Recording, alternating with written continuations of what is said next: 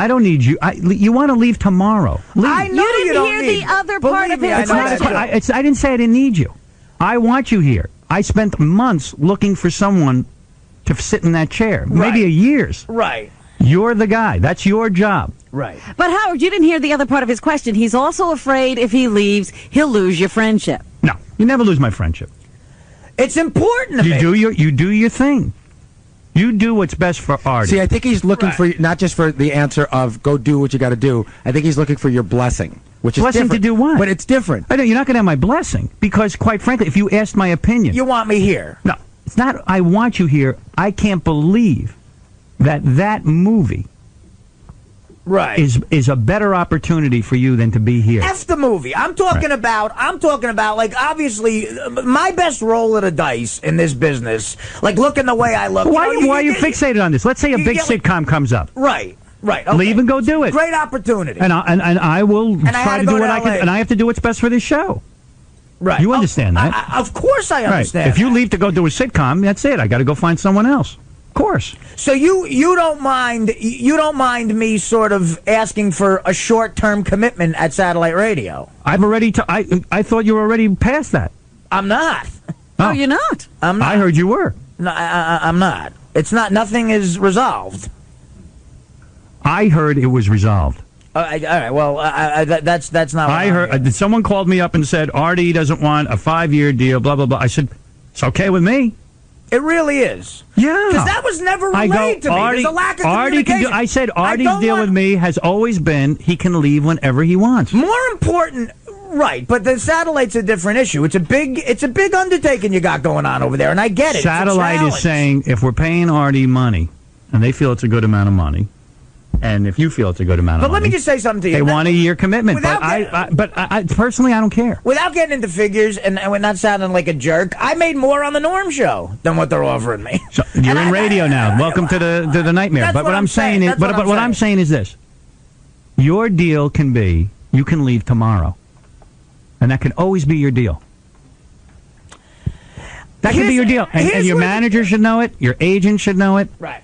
All your people should know it. I have an amazing agent. I have an amazing manager. They look, but here's where the shrink should try to fix me. The insane guilt I have of leaving you guys because I love everyone here to death personally. But why are you fixated on this? The reason I have these opportunities, and I'm like, well, then you weigh it out. If this is the reason you have these opportunities, and this is why your name is out there, I lose sleep over it. I'm like, the reason I could get a sitcom. Do you have a sitcom? Do you have a sitcom? There's several opportunities that I've turned down in the last year. I'll tell you a story. I'll tell you a story. Right. Jay Thomas had a really good radio career. He was here at 99X in New York. Right. And someone said to him, we're going to hire you for the Mork and Mindy show. While it was on the air, biggest sitcom there ever was. Mork and Mindy, one of the biggest on the air at that time. While it was on already? While it was on. They're going to create a character They created a character for Jay Thomas. Right. He quit his radio gig, moved out to L.A., took Mork and Mindy. The show was on for a year and then tanked. That was it. Right. And Jay's never recovered radio-wise. Now, that's his career trajectory. Howard, look, I know. I look at that. You got to know. I mean, you got to know how many holding deals they got in L.A. for sitcoms. Howard, I've had 4 of them. Ask Bob. What's his name? No, not Bob Saget. Bob Schimmel. Hey, can I ask Artie a question? I've done a million projects in this business, Howard. 2 of them I've considered successful. This show and my DVD. You can call me a TV stayed on the air for 10 years, so maybe. But everything else is just marred with failure. I get it. Like, I know about failure. That's what show business is. But you can make a lot of money in failure. I get. Right. Well, then go back to failing and make a lot of money. You know what? I got to say something here, Artie. Wait a minute. What do you want from me? Listen to me for a second. What is it you're asking me for? I'm willing to roll. What do you want? Tell me what you need. I'm not asking you anything. I'm just expressing my feelings of how, like, if I went to do the sitcom, what's bugging me is feeling guilty. Why? I'm telling you I don't care. You're going to feel guilty. You're going to feel guilty if you screw up your career. And if that happens, fine. At least I know I took the shot. But Artie, you know what I mean? Like, I took the You told us there was one sitcom you turned down because you knew you'd be miserable doing it. Right, but that's not always the situation. There's a couple that I think I would have loved. All right, Artie, and you turned them down? Yes, I did. Here's what you got. Yes, you got the manager, you got the agent, they're whispering. No, I know. Whispering. I know what they're whispering. Look at me. Look. Whispering. Yeah, I get it. Artie, we've got fame and fortune.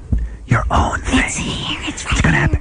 You know, Jackie got the sickness. But Howard, let me tell you something. When I was a longshoreman, there were guys saying to me, "You're an idiot for trying to be in show business." No, I'm not saying that. And I'm telling you, if I listen to them, I'd be loading orange juice and Nork right now. If someone comes to you and says, "Artie, we have a sitcom," Frank Sebastiano writes Dirty Work 2, and he says, "We're gonna go write it." That ain't gonna happen. All right, well, maybe he will. But if that's it, and that's the thing that is your career path, right? I would always wish you well. You don't have to feel guilty for a second. I'm blessed that you were here for the short couple of years you were here. I would like you to be with us when we go to satellite and be with us in future projects. If that is giving you pain and angst and pressure, you don't do it. If it's time for you to go, it's time for you to go. Get rid of it. If it's time to go, it's time to go. Howard, can I ask Artie one quick question? There's been no one more important in my career than you. You don't have to say it. That'll be true if I become, we're friends Ray for Romano life. We're friends for life. So when you pick up your Emmy, remember to thank him. No. Well, that'll never happen. But Artie, where I see my friends is here. You understand? Like Stuttering John was like, how come you don't get together with me? I love to go do a Tonight Show. I go, because I don't get together with anybody. This is where I see my friends. I see Robin here. Right. I don't want to leave on bad terms. I've never You're not leaving leaving. on bad terms. How are you leaving on bad terms? Are you leaving? Is this what you're telling us? No. I might not be at satellite for. What I'm saying is, I might not be at satellite for the run. So don't. Who cares? But if that Fred, first day on the air, Robin, Gary, I'm at satellite for the run. Other people don't have to be. Satellite is my thing. I am inviting everyone to the party. I know. If you want to come to the party, come to the party. And you let me come to the party for 4 years, and it's been amazing. If you don't want to come to the party, don't come to the party. Artie, we make the commitment ourselves. I decide how long I want to be here. I decide that I've been here this long. I know. I know. What are you talking? I mean, I could leave if I wanted to. Of course, I know that. I got to get to the pageant. One final question. I decided it was important to me. Artie, take away the money aspect of it. Right. And where do you think? And this isn't a jaded question. Where do you think you would find more enjoyment, doing this or doing a sitcom, or do you not know because you don't know what the sitcom is? Well, take the money. He's saying he'd rather have the money. Yeah, he's saying I want big money payout. Sometimes you think about. Would someone just promise me they'll never come in here and say they went on a date with Stacey Lang? Please, it's killing me. It's killing my whole plan. I got a great bit lined up. There's nothing more fun than doing this show. I just know it brings you personal enjoyment, and sometimes something that gets you more money doesn't always bring you the same joy. Steve, go ahead. It fills your soul. Steve, you're on the air. Robin. Yes? You tell him Artie that he all his problems. You sound like a doctor. What's your problem? You're all over him. Leave the guy alone. She hasn't said a word. He's been talking for an hour. I haven't said anything. Yes, she is. No, she hasn't. You're fixated. You haven't been listening. Marianne, go ahead. Artie, let me compose myself. First of all, Artie, in everyday life, people have to make job decisions. And, that's like a cop-out. You're saying, like, you're being held back because you have to decide. And in life, you know what, Artie? People find a job they love and people to work with that they love. And you know what? They don't go to get the Ray Romano show. They stay there because they like it. Why can't you decide? It's not that complicated. Wade, you're on the air. Yeah, Howard, I've been a listener for 20 years and just think you're the greatest thing ever in entertainment. But I can't listen when Artie's on. I turn the channel. And, just like you say, if you don't like it, turn the channel. But I know I can't pay for satellite knowing that he's going to be on, and I have a request. Well, it turns out he might not be there, so you could come with us. Let's say that he stays. I have a suggestion or request. Have 3 out of the 5 days of the week or 2 out of the 5 of the days of the week Artie free days, because when he's not on the show, I tune in. I'm there for the whole 4 hours. He's the biggest mama's boy going. He hates women. His imitations of blacks, Southerners, and old people are all exactly the same. I haven't heard a funny thing he said there you yet. go. Maybe this is great. Let's have Artie free days on satellite, because I can't see paying if he's on, because I don't listen when he's on. Sir, could you call every day? Anthony, you're on the air. I don't agree with that last caller. I think Artie needs to learn from his past and know that he's probably going to fail again. And if he fails again... Oh, jeez. I remember when Artie came here, he kept talking to me about it. He was a loser, a failure. He's going to ruin this show because everything he touches gets ruined. And I've felt that he's made a lot of progress. I think he feels good about himself. He's got a nice situation. I always thought this was a haven and a good job. But when it stops being that, you got to go. Yeah, don't get me wrong. Like, Artie's a great guy, and I love him in the show, but I think if he does this and he fails, he's just going to drink himself to death because he won't even have a job with you anymore. I'm not leaving here some big, like, acting like some big shot saying I'm definitely going to go do this. Of course I know I can maybe fail. you had enough of this. Of course I know Frank, I can go ahead. fail. You're on the air. Yeah, Frank. All right, Frank's got. We got to take a break. Look, Artie, I wish you luck with your decision. Don't bother me about it. You do what you have to do. I don't bother you about stuff. Don't ask me. You do what you have to do. You decide what to do. I'm not Big Daddy here. This is just a work opportunity that is provided to a few lucky people. You're right. That's it. Scott, you're on the air. Hey, I got to tell you, Howard, this is the most real radio that I've ever heard. I'm calling from Portland, Oregon. It's, God knows what time it is right now. It woke me up from sleep. I've loved Artie on the show. I love all you guys. And, it's career suicide to jump from a successful operation to do something. No, Artie has a plan, and Artie's saying... This might not be answering all of Artie's needs. Artie's a creative guy. He has things he needs to do in life, and that's okay with me. Look, if I don't want anyone to be here who is unhappy. If I do this and it fails, think of all the hours over at the you could giggle about. No, we won't even go there because as soon as you leave, believe me, you'll be forgotten, and we'll never mention you again. I'm talking about 10 seconds of giggling. Hey, we really should break because even Bob Saget's here now. Well, Bob Saget can go home now because tell Bob he's going to have to wait. We're now, because of Artie's problems, we haven't even gotten to the hottest chick, biggest fan contest, which I'm dying to get to. We still have to pick go from 6 to 3 and then play the game. And I can't believe how Dead Air Dave is interrupting this segment so much. I'm just watching The Psychosis. What do you think? It's Artie, you got to stay. Are you kidding? What, are you crazy? I understand. All right. I understand. A lot of people are telling me that, too. No, How does this keep happening to us? I don't know. What do we do?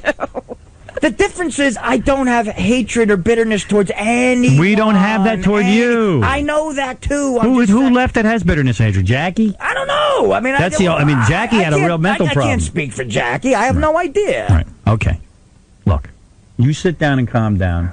This guy went on a few dates with your sister. We don't know what happened. Look, that's your business. I don't even mind that. Guys, sorry. Thanks for having me.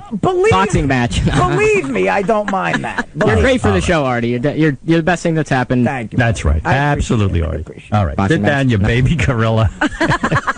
I'm a baby gorilla. What do you want from me? All right. Look, I mean, I am nuts. You got a guy who's nuts. You're going to have to deal with it. Artie, we're going to have to take a break, Artie, even if you are nuts. You have career opportunities. Things are happening, blossoming. Suddenly, the agent's returning the calls. The manager. There's a lot going on. Don't make it a problem. Suddenly, the agent's returning calls. Look at you. You're an important player in Hollywood. Listen to me. No, Go I'm not. Pursue your dream. I don't think that. I never want to stand in your way. Not an important. You decide to do what you want and have your manager contact me and let me know. All right, we're going to take a break. Yeah, we'll get another email. Gary, send me the email from Artie's manager. My manager's very powerful. When you get an email, you better open it. The email was unbelievably creative. Really? All right, yes. This is a great P.S. This is a great opportunity for Artie. Good. Glad my opportunity sucks. What do you want from me? You really knew how to turn me on. Okay. I am going to now take a break. I'm going to come back. Okay.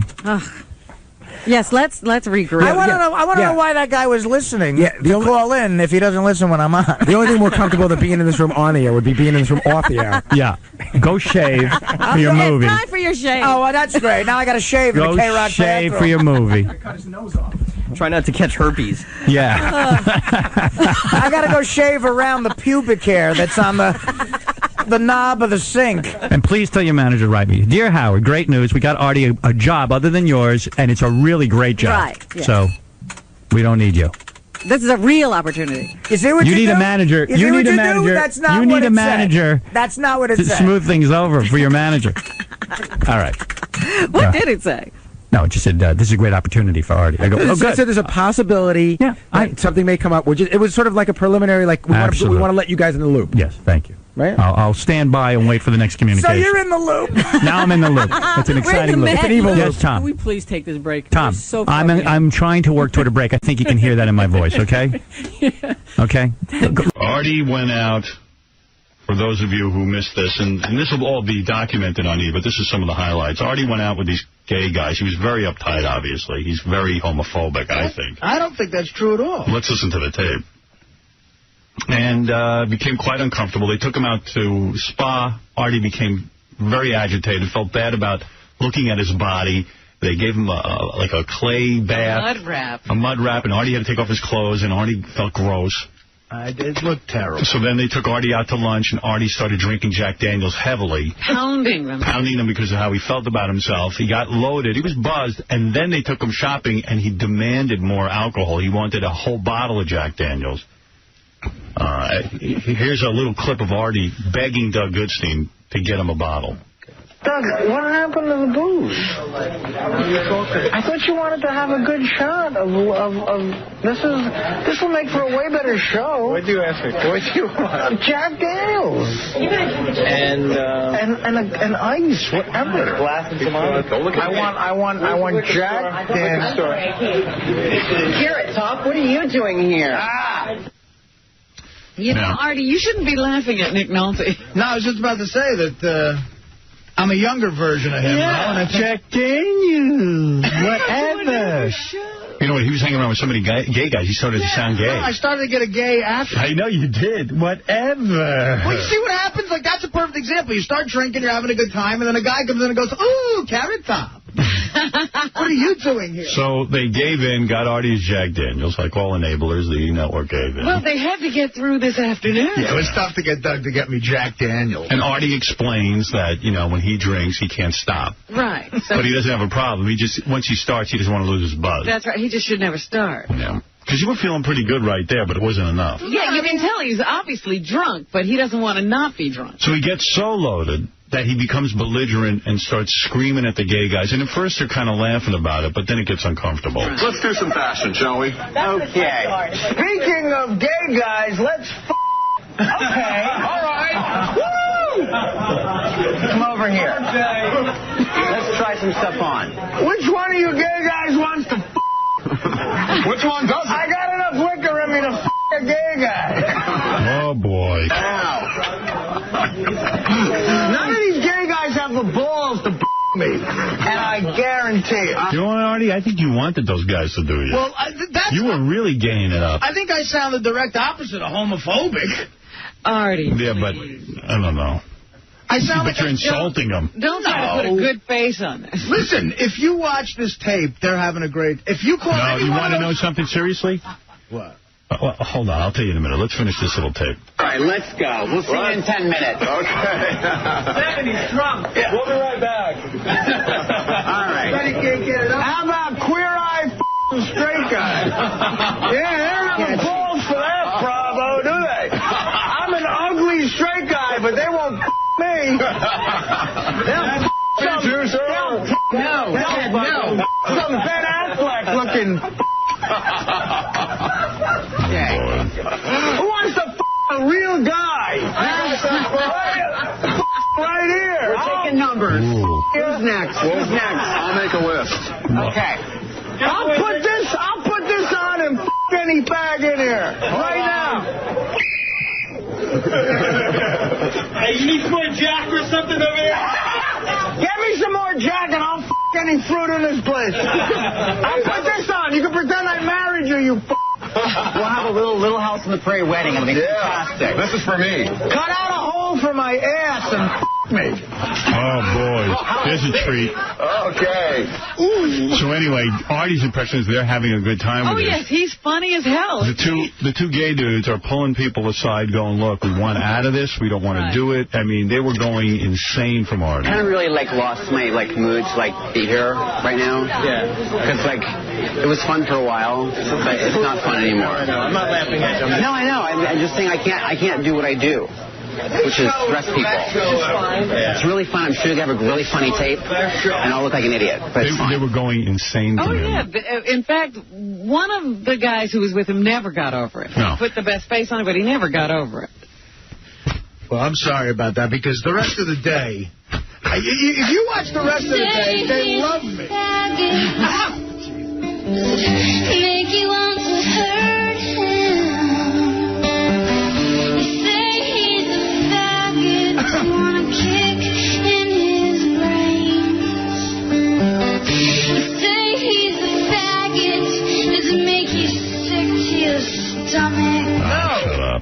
it doesn't make. I love hanging out with those guys. Hey, Doug, you're on the air. Hey, Howard. Artie sounds like a horse's ass drunk like that.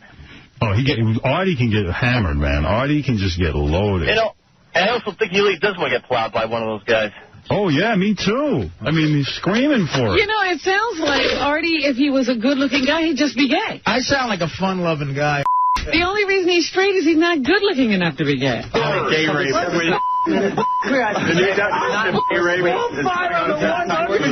To men I'm not straight. we stand for equal rights for all people. These guys and then play baseball. Good Lord. Right. Look at how political everything is. Yeah, I know. I mean, you know, you get booze and homosexuals, it gets political. Yeah. And he was just out of his mind. Let's take those off and then we'll compare. Let's take those off. Here. I'll take these Let's off. take them off and we'll compare. Artie taking off his pants. Hey, Gerard, get the Jew broad to come back. I get Because Liza Minnelli to go shopping. Oh, boy. Here we go.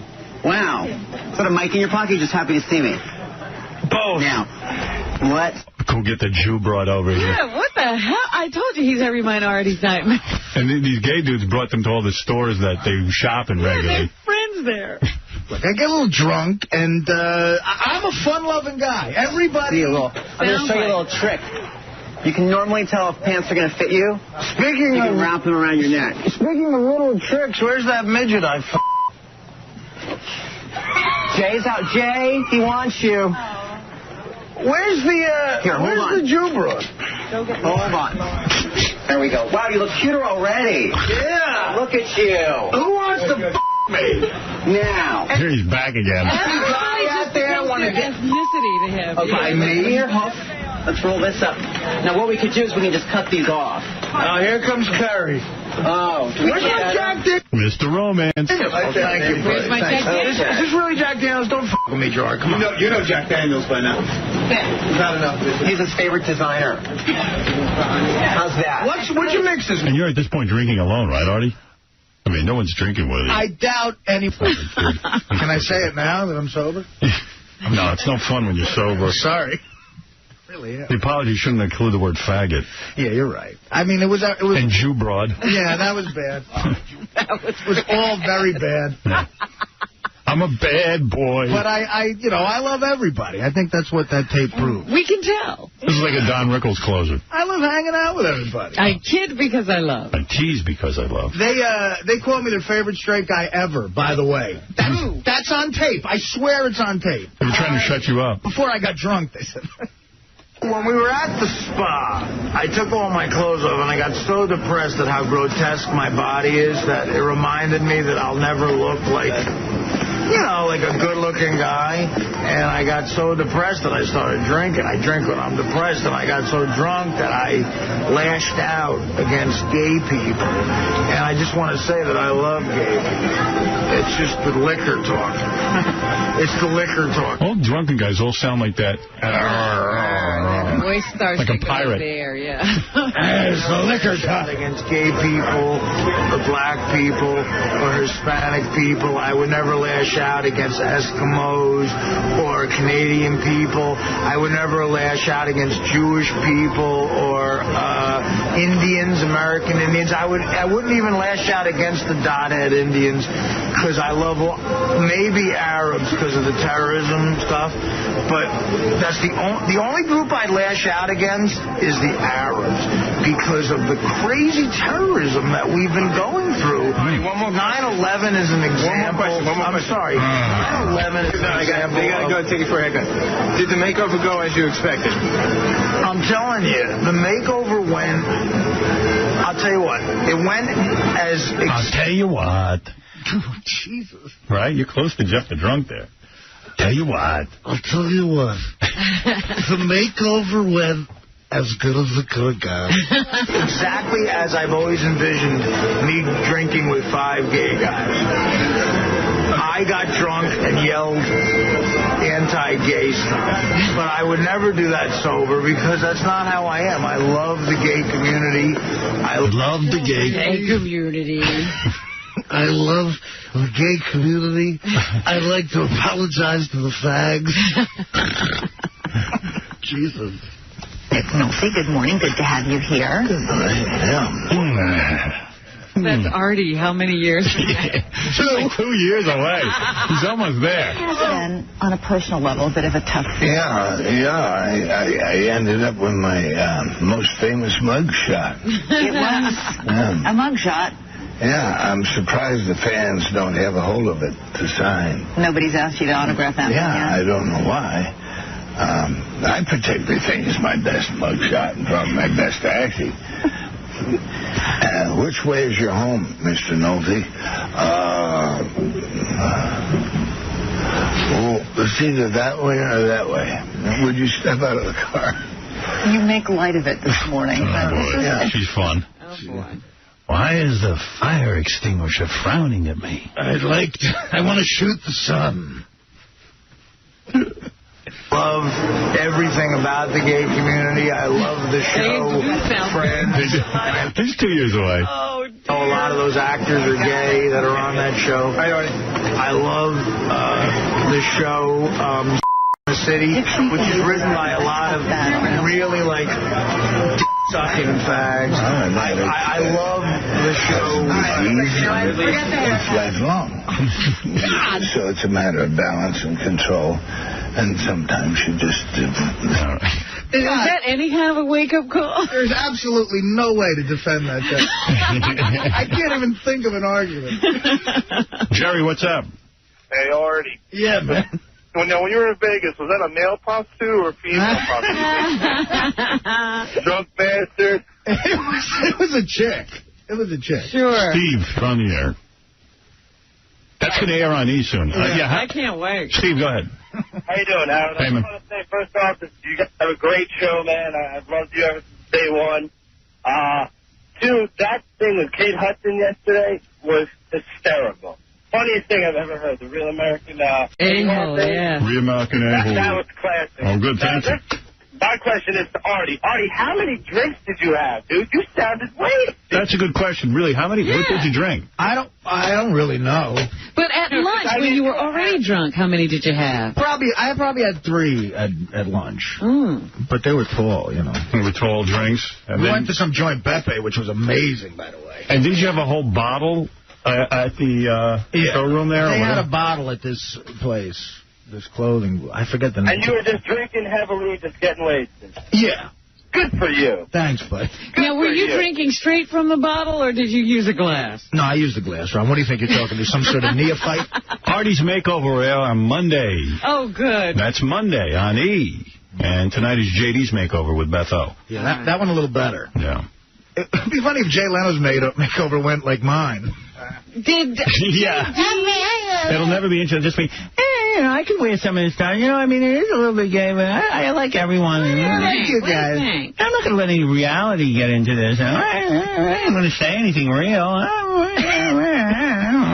I'm certainly not going to drink. I'm not saying. Not bang any fig in here. That's right. Andrew, you're on the air. Hi, I wanted to say thanks for railing against the Pope yesterday when you were talking about his stance on homosexuality. It's absurd. And I also wanted to say I'm really disappointed that you haven't, given Artie a much harder time about his performance last week with his makeover.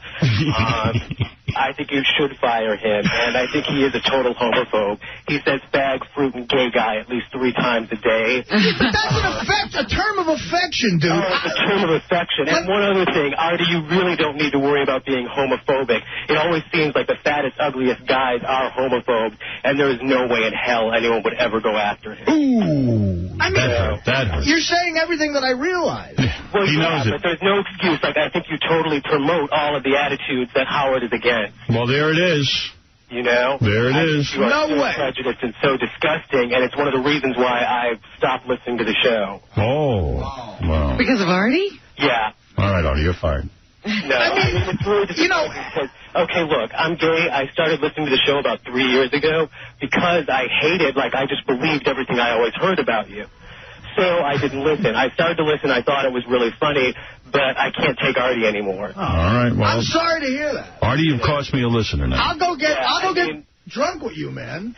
Well, I will. Okay, yeah, I'll take you up on that. Come down here, and I'll go buy you some drinks, and we'll hang out. I guarantee. Artie's going to give himself the date rape drug, too, on the day. I am no homophobe. All right, well, let me put you on hold, sir, and we'll arrange for your date with Artie. Go get a drink. Cool. Andrew, let's get a drink. I'm being serious. Okay, no.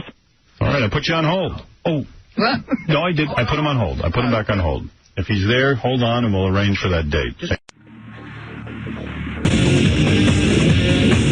Hey now. Hey now. Hey now. Hey now. What's happening? Hey now. Hey now. And good morning to you. It's Tuesday. Hey now. And we have one more show to do. We take it one day at a time here on this show because you never know. You never know when we'll be gone. What? I said you'll never know when we'll be gone. I mean, you know this. You know the business. We are persona non grata around here. I thought you had some information. No, but I like to make people think I do. Here's startling news to start the show off. All right. Artie out again today. Oh, my. And not even sure why. What do you mean? All right, I'm going to play you the call. Oh, dear. Not even sure there's an illness. Another Artie call. Here we go. Ready? Yeah. Gary, it's Artie. It's Tuesday morning. Hey, man, I'm not coming in again today. I'm so sorry, man. I just feel like crap. I feel awful. I just can't make it in. All right? I'm sorry, man. Oh, dear. I'm really, really sorry. All right? I'll talk to you later. Bye. I don't know what's going on there. Artie's got to give up this movie. It's killing him. Now, it's funny you say that. I said to Baba Bufai, I said, ever since I had that discussion with Artie about how I felt about his movie, he's been missing more days of work. Now, I don't know if it's getting to him or, like I don't know what's going on with him. He's not being honest with me. Take the 3 weeks off, then. It's going to kill you. This is crazy. Artie asked me how I felt about him doing this movie. I said, I'm happy for you. Maybe there's a way that you can work your schedule so that you can honor your commitment here. You got 2 weeks off in July. Mm-hmm. You could shoot then. And this movie's obviously right around the corner because he's shooting in July. Right.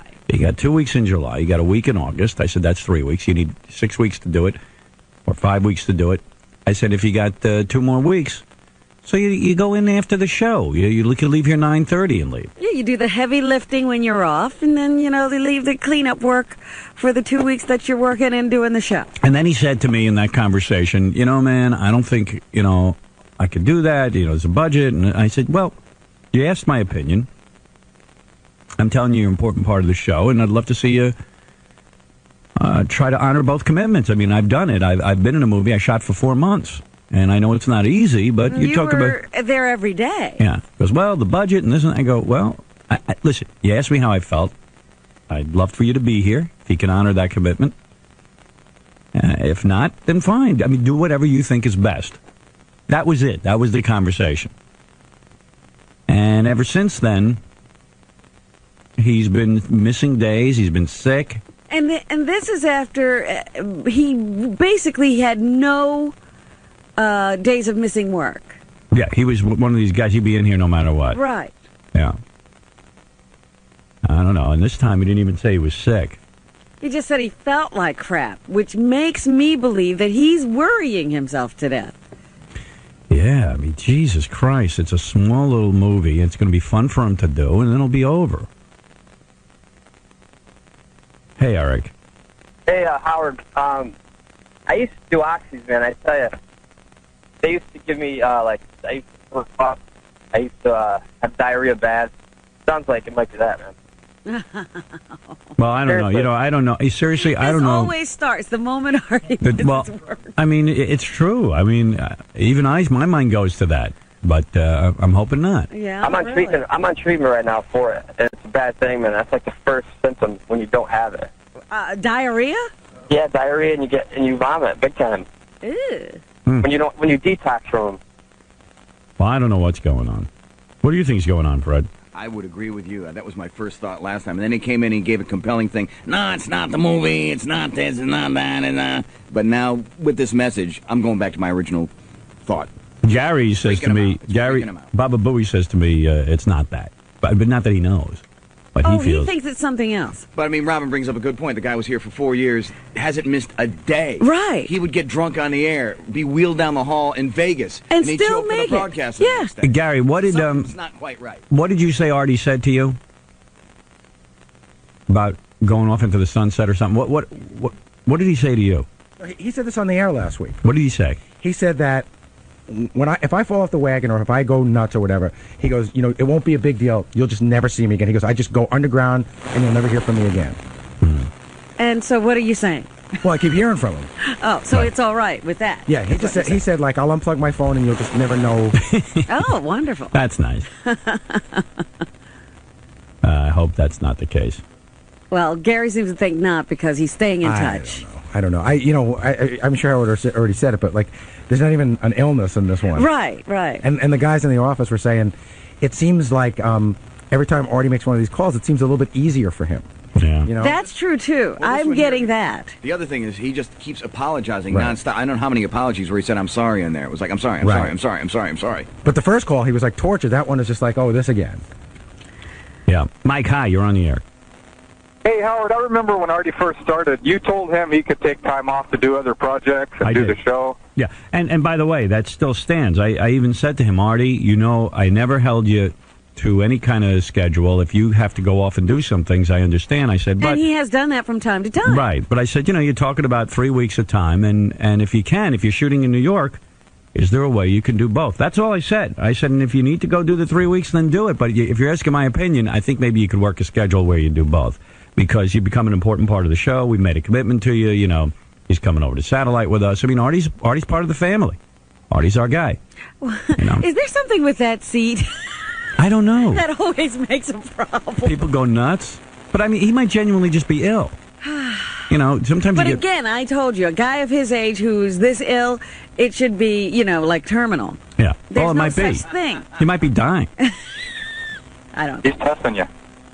Well, it's not even a test. I tell you what, if he's testing me, then I flunked the test. Because, listen, Robin and I can sit here with Fred and Benji and Gary and all the gang and do the show. I just like having Artie here. He's part of the sound of the show. We love him. We love him. And I said that to him that day. I said, Artie, the reason I want you here is because I love you. I think you're great on the show. I think you've really had an impact. I think people love hearing you. Absolutely. I love hearing his stories after a weekend of travel. It's great. But he's I do also... remember the conversation because it had to do with Jackie, what the shenanigans Jackie was pulling, and then Artie came on board, and you told him. I'll tell you one thing with Jackie, and I think Jackie would be the first to admit this, because I've heard from Jackie periodically, sporadically, and I think he would turn to you now and say, I don't know what the hell I was doing. Right. And I think that Artie also has been taking his weekends and going and traveling and doing all these live shows, which he hates doing. Which he said he was going to cut down on, and Right. I haven't seen any reduction. Because he wants the money. And that's fair, but then don't miss your gig. Well, that's the whole point. He said he hated it, and he was going to cut back. But I haven't seen any cutback at all. No. I'm just hearing a dialogue here I don't like because I hate to lose Artie. He's a big part of the show. We really enjoy him. I love Artie. I really do. And I actually but we love don't want him. to kill Artie. Yeah, and I love him personally. I mean, he's just a great guy to work with and hang with. And, I try to also protect Artie in a way. Like, sometimes me, I like to beat up on everyone for fun. And sometimes, just for your own amusement. But the reason that sometimes I don't with Artie is because I see that he's vulnerable. He's very vulnerable. Yeah. Well, and I didn't realize how vulnerable until the last couple of weeks. Yeah. Right. It's funny because I started to think about, like, Artie's always said this is the happiest he's ever been in his adult life. Right. But I started to, when you hear Artie's week and Artie's schedule and everything, you realize the areas where he finds happiness sort of don't exist. There's when he goes on the road on the weekends, he doesn't seem happy. Right. He seemed very quiet here. I don't hear what he does at night anymore. He just doesn't seem. He seems even less happy than he used to seem. That he used to joke about. Wow. When he joked that he was unhappy. All right, I got to be honest with you right now. Yeah. I don't know one thing you're talking about. When is it? Is he happy now or is he unhappy? He's unhappy now. All right, and you saw him at a time when he was happy? Yes. I saw him at a time when he got here, he was happier. He was happy when he got here. He would talk about things that he did, fun that he had when he went out. Right. Now the weekends suck because he's unhappy to go out on the gigs. He doesn't seem very happy when he's here. Right. I don't hear him tell any happy stories of anything he did at night.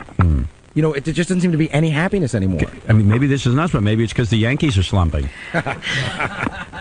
But don't laugh. In a way, that's one of the things. I'm not saying that's the reason, but that's the thing that brings Artie happiness every night to watch that game. Maybe he's not even going to the games because he's all worn out. But even watching them, you go to bed and it's like, the Yankees lost again. It's just another thing that's going wrong.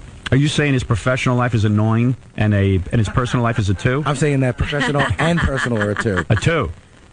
That's serious. Yes, Bobo. Hey, how you doing, Bobo the businessman? Listen, I think maybe Artie has a relationship problem, maybe with Dana. Maybe he's kind of bummed out because they don't sound like a medical problem. You know what I mean? I don't know. Wait a minute. They've had problems before. Artie didn't miss work. That's right. Yeah. They broke up, remember? Yeah. Yeah, they broke up. Artie told that story that was so sad about how he saw her at the muffin shop and they looked at each other and you could tell that he was really sad, yet he was at work every day. Right. Right. Sad.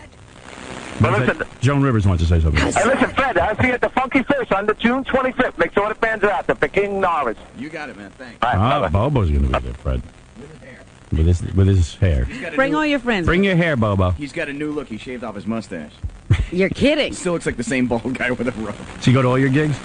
Yeah. Every time I've been there, he's been there. I understand he's a big fan of 30-odd foot of grunt, too. He goes to all their shows. That means I got to punch somebody out now. Yes, Chris. Hey, Howard. Yeah. Oh, this is not Chris. This is Mark. Sorry. How you doing? That's all right. Listen, there's 2 things going on here with Artie. One, he's a blue-collar guy, grew up in Jersey. He's been used to being mediocre his whole life, and all of a sudden in the last year or 2, he's experienced a lot of success.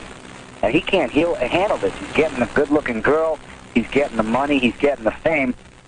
And it's driving him bananas. And now he's got this movie he's doing. And what he's doing, the second thing he's trying to do here, he's setting himself up to be fired so he can do this. So he doesn't have to blame himself for pursuing what he wants to pursue. So he's setting you guys up.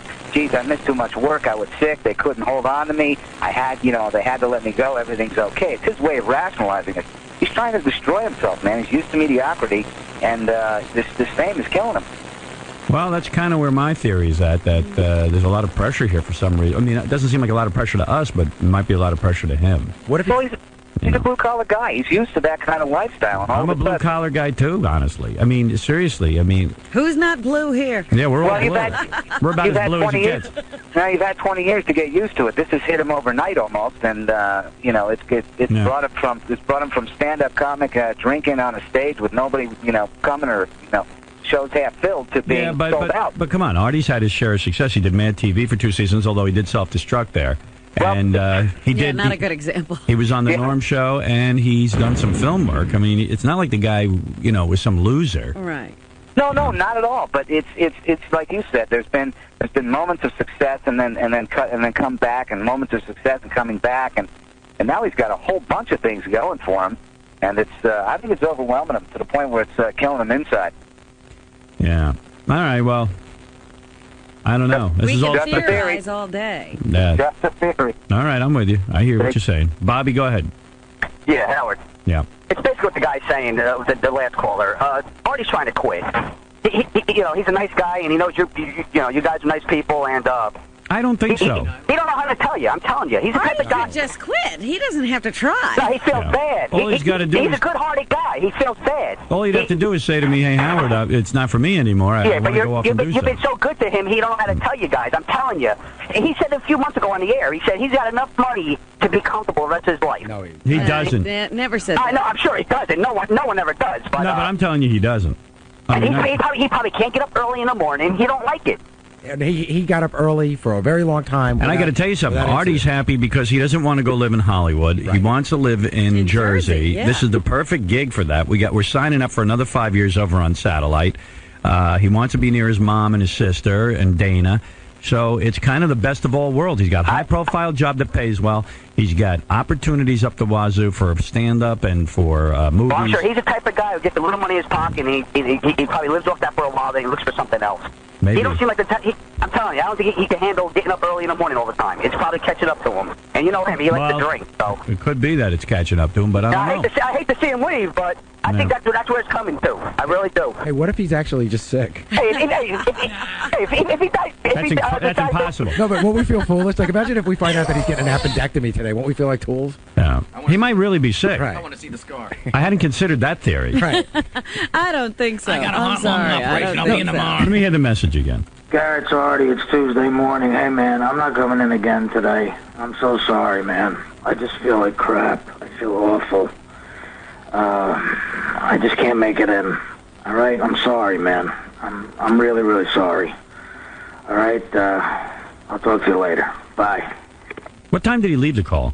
You know, I don't know. I don't know. It had to be sometime between 11 o'clock at night and So it 4 was in the after morning. you'd gone to bed. Yeah, You didn't get yeah. this last They night. usually come, you know, the funny thing is they usually come at like 3, which I always think is such an odd hour because I think it would be when you set your alarm. Like Artie gets up, I think, at like 4:30 or something, Mhm. a quarter to 5, but they usually around 3 he leaves them.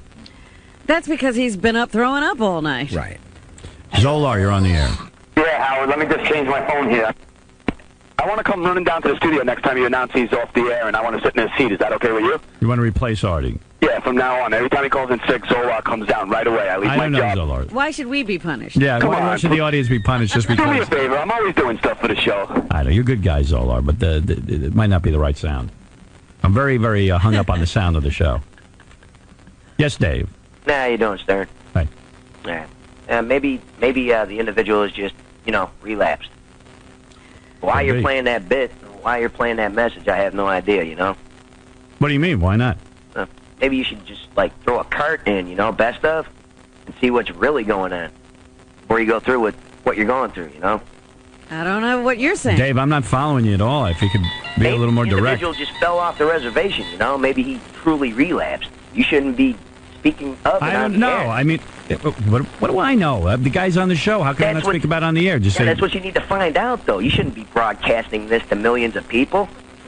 The individual's called up should've how many times now? Artie's 3 part of the times? show. How can we not recognize that he's not here? What's the matter with you? Well, there's nothing wrong with me. I'm just trying to be helpful. That's all. Are you- I want you busting my chops. Are you right? saying that we could talk about that Artie's gone, but we shouldn't be speculating on what's wrong with him until we know? Oh, no, you can do that. I mean, you can do that, but it'd be better if you would just throw a card in and just try to find out what's truly going on before you. we can't find out what's turn going it into on. a bit. How am I supposed to find out what's going on? He's the hardest guy to get a hold of. We can't even get a hold of I'll the go guy. call him right now. All right, go call the guy. Maybe he will satisfy Dave. All right, there you Dave, go. We're going to go find out. All right, that's it, Stern. All right, I love enjoy your show. Have a nice day, one and all. Thank you, Dave. All right. All right. Dave, a little testy. Yeah. Put in a cart and go find out what's cart? going on. Yeah, I think you should take some time off the air to go find Artie. By the way, at the new place, no carts. We're only going to have everything on Everything's computer. digital? Everything's on computer. And then put on the computer and go find out what's going on with Artie. Cabby. I have a theory, because I'm in recovery, and Artie's a guy who went to rehab for addiction. I believe it was cocaine, and all addictions are tied together. And here's the guy who goes to rehab for cocaine addiction. He gets out, he continues to drink, he continues to gamble, and at one point or some point, those drugs just don't do it for you anymore. Those fixes might not get it for you, and I can hear it in his voice. There's something going on, and it's bigger than just being sick or fear of fame or whatever the hell it may be. Well, maybe I think Artie needs some help. I think Artie might need an intervention, and I'm being very serious. Maybe, Cabby, you're jumping to conclusions. Yeah, because every cabbie conclusion is that everybody's falling off the way. Yeah. No, I'm not saying that. I'm not saying that. But dude, Cabby come on. has fallen off that wagon many times. 3 or 4 times since I know him. Who, me? Yeah. Once, actually. Doesn't mean no, Artie's. not once. Doesn't mean Artie's out of control. No, I'm not saying he is, but dude, you can't listen. For 80 plus years, people have tried to just quit one thing and still continue other things, and guess what? It doesn't work. It's been proven just by people relapse and that it doesn't work, man. I mean, I feel for the guy. I told the guy if he needs help or he wants to talk, call me, and he doesn't want that. And maybe there's some mental issues too, because part of addiction. Hey, wait a second. Aren't you supposed to be in jail? What are you still doing around? I don't understand something. He got 2 months. Hasn't it been determined that you are a public enemy #1? Yeah. I mean, really, New York's most dangerous, most wanted. when are you going into jail? I spoke with Dominic yesterday, and everything's on for the 29th, as far as we know right now, of July. The 29th of July. Yeah. Yeah. Well, I'm sorry to see you go. Well, my worries are more about my dog, which I'm bringing Milton by actually tomorrow. You guys can meet him. Good. I want to meet Milton. Yeah, and All right, and come in my tomorrow. my dog is my biggest worry, and second worry is what do I do when I get out, like for employment. I would not worry about anything if I were you. You just go in and do what you got to do first. Well, no, I mean, hey, listen, I understand that, but, my career is going to be put on hold for 8 months. The way Dominic said it yesterday, I could be out in 8.5 months. Now, what that means, I don't know, but, he knows a lot more about it than I do. You know what? I wouldn't worry about a thing. Knowing you probably won't ever get out of jail. You'll probably be in so much trouble in there that you'll be a lifer. No, that's not my plan. My plan is to go in there and lay low, and I'm going to try to write a book. I actually started my book already. Yeah, What is the the, warden has another idea. What is the name of that book? I really haven't narrowed it down to one name. I got a lot of ideas floating around. But Hey, the jail you're going to? Yes. The warden is a big football fan, and you could start a football team. There's going to be a football game between you and the guards, and the warden is going to ask you to throw it. Yeah. Did you see how horrible that? Did you see it? Yeah, I saw it. It's so bad. The original was so much better. Yeah. It always Hey, is. Cabby, I got to go. Howard. Later, brother. I love you, man. Love you too. Bye. Just wanted to say, so we called Artie. It goes straight to machine. Oh, I see. All right. Well, then we'll have to continue speculating. Sorry, Dave. Speculation will continue. See, if I were Artie, right, just knowing all this, I would actually, as sick as I was, I'd be sitting next to my radio right now to squash all of it. No, if he's truly sick, which I believe he is, then he needs to get his sleep and rest and not be involved with the show. But what could he was fine yesterday. Fine. Well, lately Artie's been doing this thing where his eyes roll up into his head. Sometimes in the meetings on Thursday I saw that. Really? Yeah, and every once in a while I look over and he looks like he's, Well, I did look at his eyes last week after he came back, and I said, whoa, you do look like you've been through something. Yeah. Yeah, he did. Because every time I look at him, his eyes would go like, can you see this? I said, Whoa! Yeah. Right. Oh, yeah, boy. I know what you're talking about. Wow. And I went, whoa, that's well, a what new is wrong with Artie then? I don't know. I mean, if he's got an illness, what is it? He went to the doctor. He didn't come back with a report. You can share that with us. Right, he said he went to, didn't he say he went to the doctor and it was some sort of virus? Really? I don't know. I know he said he was going to the doctor on one of the tapes. I don't know if we ever got a report of what the doctor said. Yeah, Mike. Yeah, Howard, I forget the guy's name, but I kind of agree with him. He said that he's too stressed out. It's almost like a Kurt Cobain thing where you work so hard for something for so long and you finally achieve it, and it's just too much to handle. Right. That might be, because ever since I've had this conversation with him about the movie, he's gone off the deep end. Well, also, I think when we were talking about the Chappelle stuff, he seemed to relate. Howard, I got to go. I love you. I kind of find all this funny because maybe I'm just a strong person, but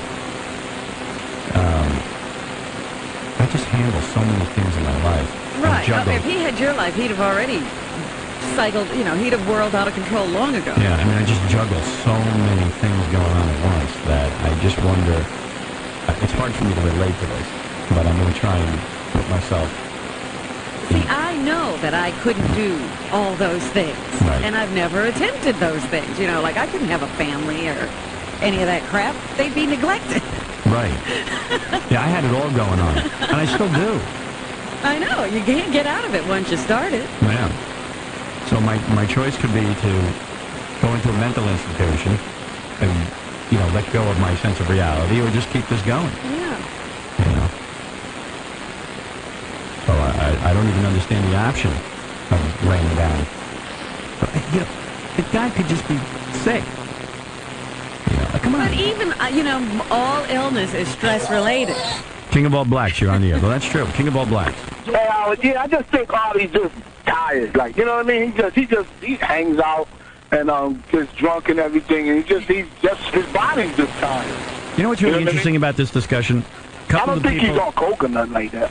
A couple of people who have called in all reflect their own personalities and their diagnosis. Cabby is sure the guy needs an intervention because Cabby needs that. Yeah.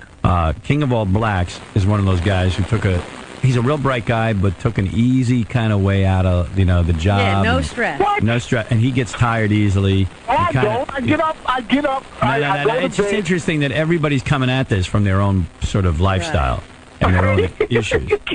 Get out of here. I get up. I go to bed about 10 o'clock. I get up at 4 in the morning. But man. I never call out sick. No. What we're saying here is a great potential untapped. Right. See, what the problem is you could have done a lot more with your life than be a street sweeper. Although, and I'm not putting it down. I mean, you do a good job, and you're a good guy, and you make a nice living. 1 more year, I retire. Right, and you got a game plan for life, and you're a together guy. But I know you. You're like, hey man, I'm not gonna do anything that's too taxing. I need all my free time. You know, you're not gonna. You're gonna make sure you get all your rest. Do you really think I'm like that? Yeah. Yeah. Oh yeah. Are you calling me lazy? No, I'm not. Not at all. You do your job. You do your job. But you decided to take a job that would be... You No hardly stress. think about it. Right. You don't have to. You're not stressed out. It's like when I used to work in a kitchen. It was my favorite time of life. It was the hardest physical work I've ever done, but it was the best job I ever had because I didn't have to worry about a thing. I'd go in, I'd wash dishes, serve food, and When you took off that apron, it was over. It was over. Then I'd go out, I'd smoke weed, do mescaline, drink, and wake up the next morning and do it again. I know what you're saying. It's really like being a robot. Like when I get off work today, I really don't have to think about tomorrow because it's just the same procedure. Yeah, I mean, you're gonna drive a truck. I mean, you know, that's it. Yeah. All right, I got to go. Hey, listen, we got to take a break. Enough Artie conversation. I hope Artie's okay wherever he is. Yeah. It seems like there's some sort of anxiety going on there. Anxious about something. And I mean, he's never gone and taken your advice to go talk to somebody. Because this is a time he could use that. I hooked him up with someone, and I think it took him months to go. I think he went one time, and then he split. Which, I think, maybe I'm talking out of school here. I don't know. But he could really use that right now, because he can't figure this out. And, again, he could just be sick. I'm telling you, he needs a release of a valve that would let out some of the pressure. If he comes in tomorrow, I'll help him. All right. I'll release some pressure for him. I'll have Fred. Fred sometimes releases my pressure, and I'm going to have him do it for You know where Artie. that valve is. Yeah. Thank you for that. That's what a buddy's is. She's just into the fad of the week for the rich. I mean, it went on and on. Robin, I've never seen an avalanche like this. I think we've seen a few. No. I'll tell you, between this and the Florentine story, Robin, listen to this. Steve has crawled up your ass and built a camp. I'm camping out in Robin's backyard. That's right. We're now a twosome. Listen to With me this. all the time. I was so happy to hear that Robin has outsmarted the entire medical community. It's a relief to hear that she can expose the entire medical community for the snake oil salesmen that they are. I'm just relieved that the human race survived long enough eating meat and cheese for her to reach enlightenment.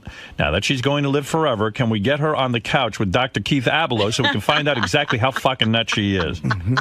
And finally, Robin, you used to be a nurse? Well, why don't you just buy a symbol off of Riley and wear some of those magnetic bracelets while you get Starbucks shot up your ass? You fucking kook. You come fucking poop. Wow. At least they're being funny while they bash. Well, there you go. Well, you weren't the only one who got bashed. Double A got bashed, too. It says, fuck Double A. You're in good company. He's an obnoxious leech. Please continue to ignore him. Yeah, Eric the Midget. More. No Double A. So there you go. I'm sorry, Steve. You were saying... So Robin, more. Robin, it got me thinking. You are sitting on the plane for 10 hours, and that does affect your... You're taking their point of view. It seems to make sense to me. Who said that plane travel decreases circulation? Sitting decreases circulation. So I shouldn't sit here. There are reports that I've read in Sky Mall magazine. Sky Mall magazine? Yeah, actually. Fred, what do you think of that? I do believe that person is correct. I can't cite anything off the top of my head like a medical journal, but I've read things to that effect where plane travel is not good for your circulation. No. What happens is... They say to get up every is- once in a while and walk around. That's right, because they also sitting. Say You're sitting and not moving, Fred. So are you doing jumping jacks when you're on the plane? I said I think the EECP outweighs in I think it's a benefits wash. outweighs the cost. I think it's a you wash. think, but you don't know. Neither do you. I've actually done it, so I have the at least And I've flown in a plane, so maybe that makes tit for tat. Yeah. Oh, here we go. All right, you have not done both. the EECP, and Robin has. She's right. There you go, but I've flown in a plane. Let's go to... And I know you got to get up and walk around. Let's go to Steve Langford, who has more information probably about Robin. Such a ridiculous person. So a You should get up and walk around now, asshole, because you could have the same problem. He does. What? Excuse me? Have you seen how many times he walks out of the room? Absolutely. Especially when I need him? Right. All right, go ahead, Steve. So a representative of Vaso Medical, which markets this treatment, set to talk to us later today. Howard 100 News also reaching out to the ever-gregarious John Sally, the former NBA star and a friend of Robin's, to fill us in on his interest in all of this. But an associate telling us John Sally would prefer not to talk to us about EECP and Robin. And Robin. Well, let me tell you something. I don't think it's right that the EECP place that Robin goes to is using her picture on their website. I don't think they did that. That is very strange. I will have to get to the bottom of it. Ralphie, you're on the air. Hey now. Hey now. Hey, listen, I'd be the first to give Robin shit about this, like if this thing was wacky. But like I spent some time looking the thing up. I don't think these people have. It really seems to be a good thing, and if you can afford to do it, why not? It improves your circulation. I know what the guy's saying about like. I'd like to see the studies on this. Actually, I mean, being serious for a second, I like to see the studies on it. I mean, this stuff is being used for people who have really severe health problems. Unless Robin's keeping a secret from us, like she's got like angina or some sort of like heart condition, which I don't think she does. It was invented for people who do have heart conditions, that kind of thing. But yeah, but if why you get not up and use walk it in an around, ancillary it's kind the of same way? thing. What? If you get up and walk around, it's the same thing. It seems like it's not. overkill. It's forcing the blood vessels and everything to open up. I mean, it's not like So does something. exercise. Yeah, exactly. I don't think Robin needs this. I'm being honest. I'm against it. I'm against Robin getting these treatments. stop. I'm against a lot of things you do, but I leave you alone. I'm not bothering you. But if I would rather you There was didn't no do this. vote being requested. I don't think you need this. What I think is honestly. strange, though, is Robin bashes the medical community, and it wasn't farmers who invented the machine. It was medical doctors. So, you know, you It gotta, was Harvard researchers, yeah. Yeah, so, you know, don't be broad stroking. But they don't use it. She wants be to a have her schnorrer. EECP and eat it too. All right. Thank you, Ralph. That's your opinion, and you're entitled to it. I'm in the camp firmly against these treatments. But then again, I don't know a thing about them, which would be most I wouldn't even call it topics. a treatment because it's not invasive. It's like exercise. It's the same thing. I don't like you being squeezed. Well, if it's like exercise, then there's a Stairmaster. You're an asshole. I do that too. I don't sit around and do nothing. I exercise. I don't know why that makes me an asshole for saying something Because that's you're pretty acting obvious. as if I'm doing this instead of exercise. I don't know what you're doing. I'm just saying it Well, seems. then keep your mouth shut. That's why you're an asshole. Last I knew, it you was didn't question. Last I knew, it was America, and I could say what I wanted. This yes, is a talk you are, show, and right? I can say you're an asshole. You Okay, asked fair me enough. why I said what Fair- I said. I guess this thing makes you calm, doesn't it? No, you make me irritated. Okay. All right. Sorry I irritated you.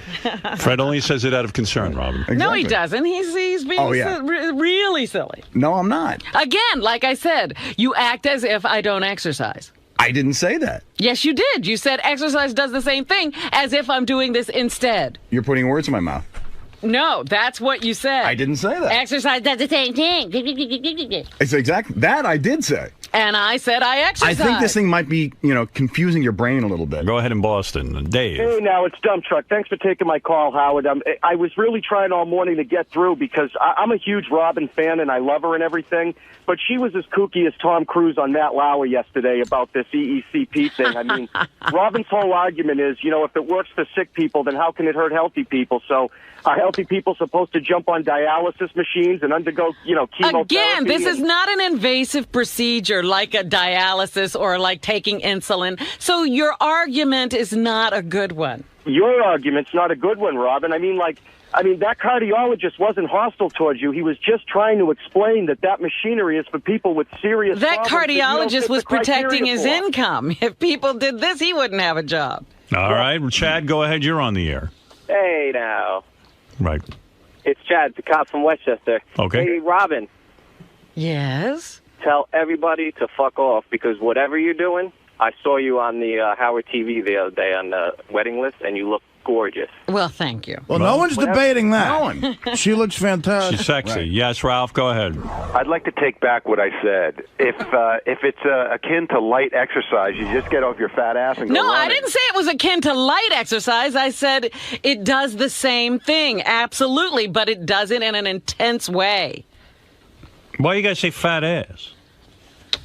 And I do exercise. I don't know where this came from that I don't.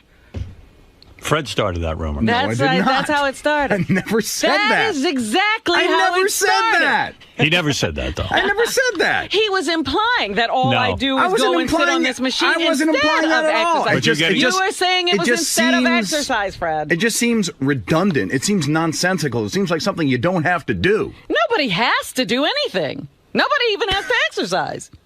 Unless you want to. I got a shit. Unless you want to have like Walter Hudson. Fred has a website, robindoesn'texercise.com. That's what he's trying to say. He started the whole thing. I'm going to come up with a machine now. What is your concern exactly, Fred? That, that Robin's like doing something and not paying attention to what she should be doing, like just regular health like stuff. Exercising. That's exactly what he was saying.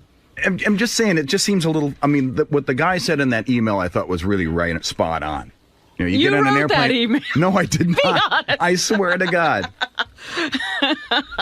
Well, I know you're involved with the email. You read the email. I do. Yeah. And that was one of the ones that I thought made a lot of sense. And I'm not going to hide it. And you feel Robin is wasting time or maybe even hurting herself? I think the valid point is getting on an airplane, and that does affect your circulation. I like to fly. I'm enjoying this. Okay. All right. Maybe if you could get one of those machines on the plane as you're doing it, then it's even better. You made some sort of comment, Robin, that even there's blood flowing to your vagina, or? Oh, I was joking around a bit. But are you getting wetter? No. What are you talking about? Getting wetter? Because I know for a while you were saying you were using lube. No. It wasn't a wetness problem. Right. But you can't get wetter from this? When have I had a chance to try things out? Well, I thought maybe Jimmy had gone on. Jimmy's big balls will get you going. What is it, Jessica? Hey, Robin, what's going on, honey? It sounds like something else is going on with this machine. Like yesterday, the minute people brought it up, you started attacking everybody. Like, really, it sounds bad on the radio. Like, you're just screaming at anybody that asks about it. You are feeling a little attacked about this. Yes, I am attacked, and Fred was attacking me. Do you really think he's attacking you? I was not attacked, and if it sounded like that, I apologize, Robin. I was not trying to attack you. It's almost like you're in love with the machine, Robin. I am. Is there something else going on, baby? Is there is something else happening that you don't want to talk? Like you're hiding? No. Like a relationship, I meant. Like a relationship with the machine. If she was in a relationship, she wouldn't be so, unhappy. Unhappy? Right. Who says I'm unhappy? You're You do sound angry, Robin. I'm angry at the medical profession, which has a monopoly on health care, and it doesn't do anything to promote health. Well, they don't know that that's what you're all upset about. That's like a whole issue. They're just giving their opinion from years of studying. Well, I can't go into that every I've never moment. seen you so angry over the health community. A part of my problems were created by being involved with the good doctors. Wow. You've never spoken about it before. Well, I don't tell you everything that's going on with me. Well, Robin. You need your own show, Robin. Yeah. No, I wouldn't talk about that on any show. Even it's not. You're becoming very fun. mysterious. Can she have a little Robin time? You feel Robin's too mysterious. Yeah. All right, She's thank you. Okay, All right, guys. that's your opinion. Thank you, Jessica. All right. Bye. Robin, what about that? Are you too mysterious? Am I too mysterious?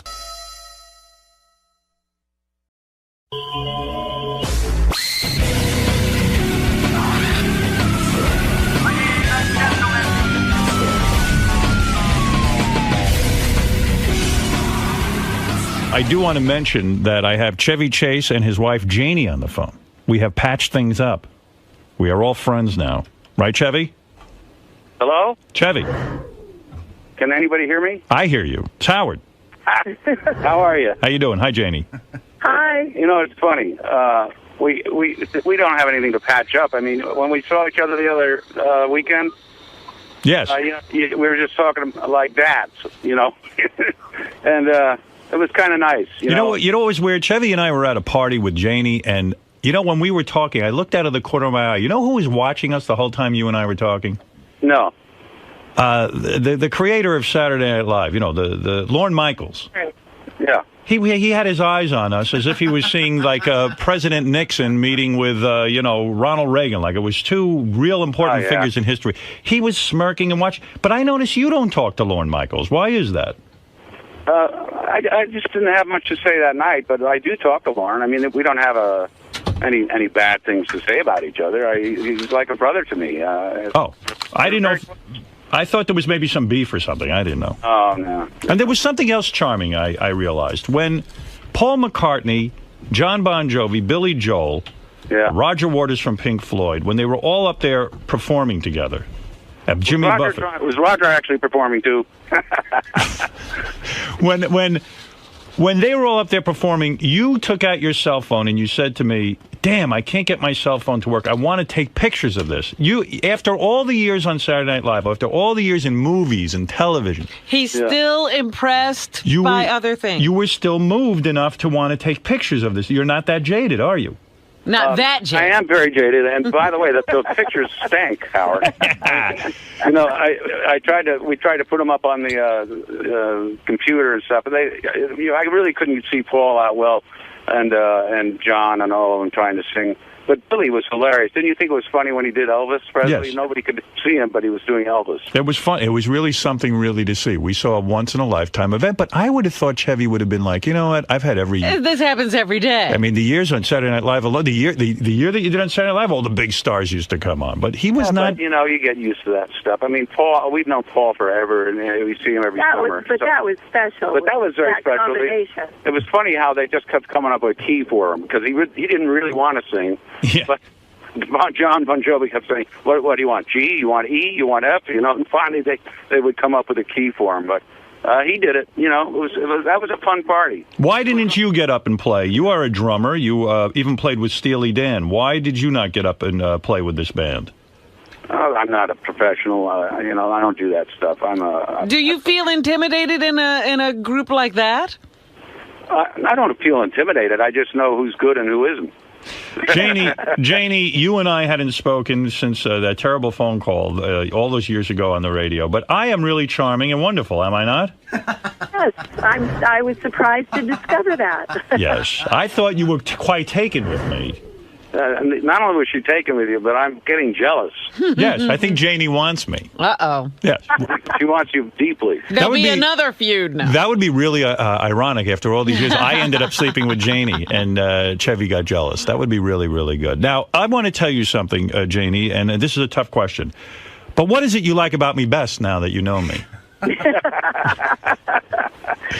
That you seem to be a nice guy. Right. I told you I was. I tried to explain that. Janie, you are involved in a charity. It is the 4th annual Chevy Chase Green School auction. You're trying to raise money for good causes, and I have contributed. I have offered, up there on the website right now. Yes, you're there. And we really thank you for that, Howard. Yeah, so there is a tour of our studios, and you can come in and hang out with us on the air. We're offering that as a charity item on this website. And what is the website exactly? It's called CharityBuzz.com. CharityBuzz.com, and you can bid on a chance to sit in on one of our shows, take a full studio tour, or bid on many other exciting prizes. In fact... And wait a minute, what is this for? I mean, you could have... It really is for Chevy, actually. It is Chevy's gonna raising keep, money for Chevy? Chevy's going to keep all the money. You told me privately. Directly into my pocket. But you can bid on a quiet evening with OJ in Vegas. I don't know, whatever. How much does that go for these days? Chevy, what do you think of something like that? I mean, here's a guy who got away with murder, and you would think he would lay low, but yet he seems to have some sort of addiction to being on the front page of the paper. Will he go to jail? I believe he is in jail, and I believe that he might go to jail for much longer. I'd appreciate it if he would go to jail, so we wouldn't have to hear about him. That's right. Now, let me tell you what I am going to bid on. On your website right now in this charity, and I do want to hear what this is for, but there is a chance to actually hang out with Cameron Diaz for a day. Is that correct? We've got to get that one. Yeah, explain that to me. I get to sit at her movie? You'd hang out. I wouldn't. But the fact is... The fact is, Cameron's a sweet and a lovely girl who believes very deeply in the same stuff that you do and I do, and you know, she really as funny as we are on the air or whatever, that in real life you're a thoughtful guy, and don't lump me in with that. Huh? Don't lump me in with that. Because we're going to buy that and send AA to hang out with Cameron. I do lump you in there. I've talked to you. I know what you're like. I know that you're a family guy and a good guy. And the fact is, you know how the environment has gone pot. This is a big deal. Yes, it is. To be involved in this is a big deal too, because your persona doesn't seem to lend itself to this kind of thing. But the fact is, what you're doing is a tremendous favor to us. And well, no, I am a very vocal. I was a big fan of Al Gore. I think he is the president. You've been vocal on the environment and for a I've long been vocal time. on the environment, and I like what you're up to doing. I'm glad that one of the items is our, studio tour and sitting in on the show. But I am very intrigued with the Cameron Diaz item. Where She's really going to deal with people. Get in there and bid on it. Yeah, I mean, Chevy and Janie actually really nudged a bunch of good celebrities. I mean, this is a website where That's a great you one. can get dinner with Bill Clinton. Really? Yeah, you can play tennis with Chris Everett. You can spend the day on a movie set with Cameron Diaz. That's the one I'm very attracted to. I might go for the Bill Clinton. I like that. You'd have to be with me too, Robin. Now, Chevy and Janie, is it true that with Cameron Diaz, I mean, that she really has to hang out with us? She just can't blow us off. No, that says hang out on the set. Yeah, but if it were you, she would hang out with you. But if it was somebody bidding, what you do is be on the set. You'd certainly meet her and have pictures and all of that stuff, but she'd be working too, and you'd watch the work. So you can't go into the trailer with her and try to Yeah, you're not going to her. be her shadow. There's no. Go into the trailer and wash her underwear. How much to bang her? Yeah. Artie, you want to bid on banging Cameron Diaz? I mean, that would raise a lot of money. I mean, if the prize don't was have that to prize. actually have sex with Cameron Diaz, Has any charity ever offered that? I'd pay $100,000 for that. Chevy, isn't it true if Cameron Diaz really cared about the environment, she'd have let one of my listeners have sex? You have to use your visa, I think. That is correct. Now, so this is for a good cause. It is to help the environment. You guys have been doing this for 4 years. Up on CharityBuzz.com, not only do you have the right to come down to our studio if you get this in the auction. Now, has the bidding started? I'd like to come down sometime and see your show. Yeah, well, come on down. That'll only cost you. If you bid, you will be in on it. Okay, I'll bid. I'll bid. We'll go up against each other. All right, so this is a very good cause, and you have all these different items. And how's the marriage between Chevy Chase and Janie going? Are there ups and downs, or are you two still madly in love? It's amazing, Howard. I mean, to be honest with you, it's rare that you get a marriage that lasts, 27 years. Yes. That has always been just, we love each other very much.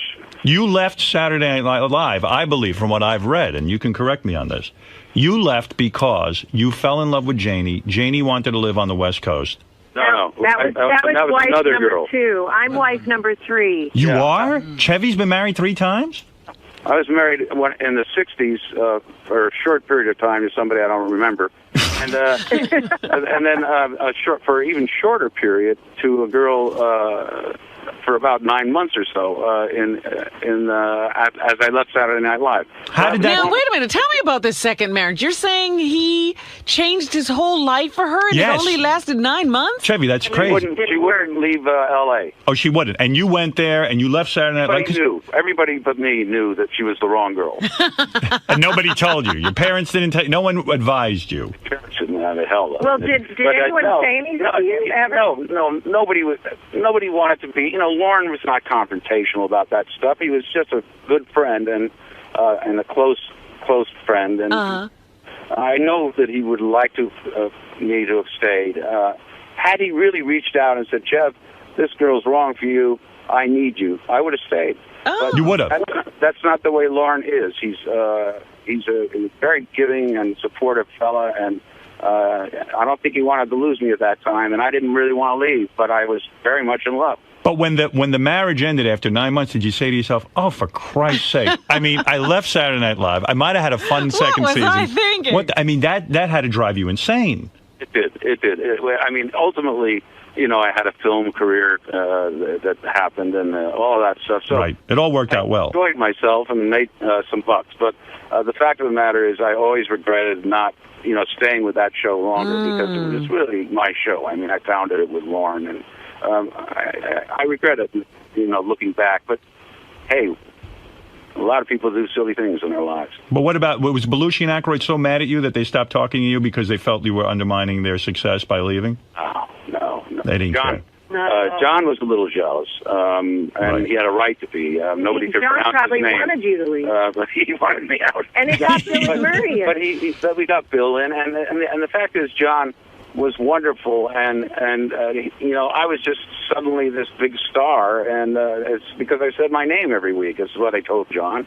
You know, but John, and then nobody can pronounce yours. You know, and John was probably a little more jealous than I had thought. In fact, I learned that much later. Yeah, I thought John, from what I've read, I mean, what the hell do I know, that John really thought he was going to be the breakout star the first year, and it turned out to be Chevy. You know, he deserved it, and so did Danny, who was a resident genius. Genius. But the fact is, it happened the way it happened, and I said my name every week. People knew who I was, and those, you know, there's no accounting for that stuff. The fact is, John did become a big star. That's what he wanted. But he abused himself a little too much. Yeah, real sad. But so how soon after did you meet Janie, or did Janie break up the second marriage? I met Janie on a really great movie that I was making, and she was a production coordinator, and I was on the movie. And you seduced Janie as you were the star. What film were you working on at that point? Under the Rainbow. Oh my goodness! Under the Rainbow with all the midgets. Yeah. I mean, everybody on that film was on drugs except for me. Including Billy Barty?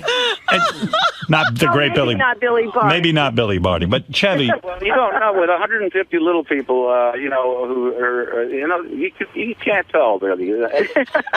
Chevy, you saw Janie on the set. She obviously was attractive. Yeah. And how long did it take you to get her in your trailer and seduce her? I never did anything with her in my trailer. I did it immediately in the office. In the office, you nailed her.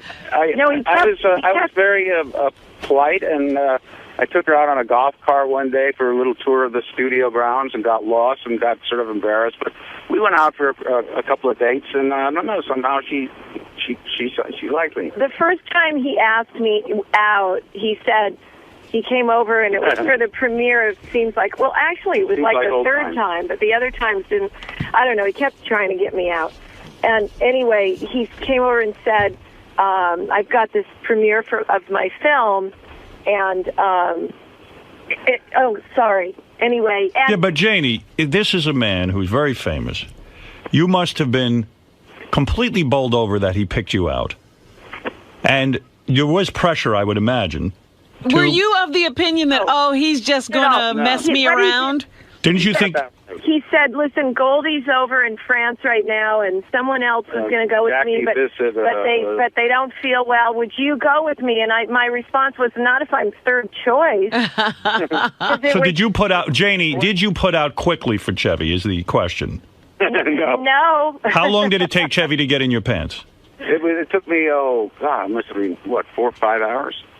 Was it 5 hours? Was it that many hours? That must have been insufferably hard for you, Chevy, to wait 5 hours. Chevy, were you a ladies' man back in high school? I imagine you were the popular guy with your gifted... I was very extremely gay at that time. You were? And then when did you stop being gay? I stopped when I realized there were girls. Oh. Now... But, Chevy, you had your share of famous women before Janie. You got all that out of your system, right? As far as you know. Yes. I mean, didn't you make love, if I may ask, Janie, and this is, did you make love to Cheryl Tiegs? Who? Cheryl Tiegs. I don't know. The famous model? Never met her. Really? Yeah. Oh, someone had did you get your share of famous women before you married Janie? I may well have had some dalliances with people who had a good name. You did. Janie, did he discuss every one of them with you? Did he brag to you on the first date, Janie, how many women he had and gave you a list of names? I wouldn't have been impressed. It would have worked against him. Right. So you don't want to know the women he's made love to? No. Janie, you've never asked him in the privacy of your own home? In the privacy of our own home. She's never asked me. You know, we don't talk about that stuff much. I brag to my girlfriend all the time. I tell the dogs. Yeah. But you tell the dogs? Yes. To anyone who will listen. But you don't regret having gotten married, even though you had to walk away from that kind of exciting sexual life. Man, I've got the best girl in the world. Oh, I like this. Very nice. You two are a good couple. I am... yeah, we could tell how solid you were from that phone call. Yeah, you even stuck up for each other. Yeah, we love each other a lot.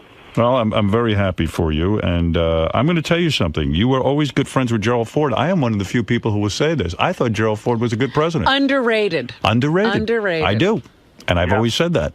He was a sweet guy, actually. I liked him. Now, you got to check out this 4th annual Chevy Chase Green School auction. You two ought to come in one time so I can really get into this sexual... Oh, God. You know what? We will. And that's a take, man. Do you we got have to get children? out now because we got to go do this show. But You're doing Martha Stewart's show? I got to thank you so much for doing this for us. All right. Thanks, Chevy. Thanks, Janie. Thank you. Bye-bye. Bye-bye. Bye. Bye, guys.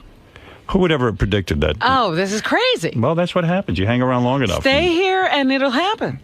He actually called me the other night and left the funniest phone message I've ever heard a human being leave. Really? Yeah. I was laughing out loud. And I don't do that often.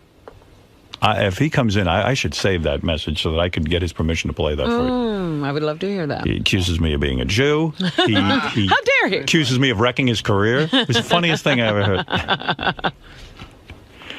Up next, by the way, and this is even more exciting, Kathy Lee Gifford is going to come in here and lick my balls. Well, we haven't been here that long, have we? No, I don't think we'll ever be here long enough for that. How long will that take?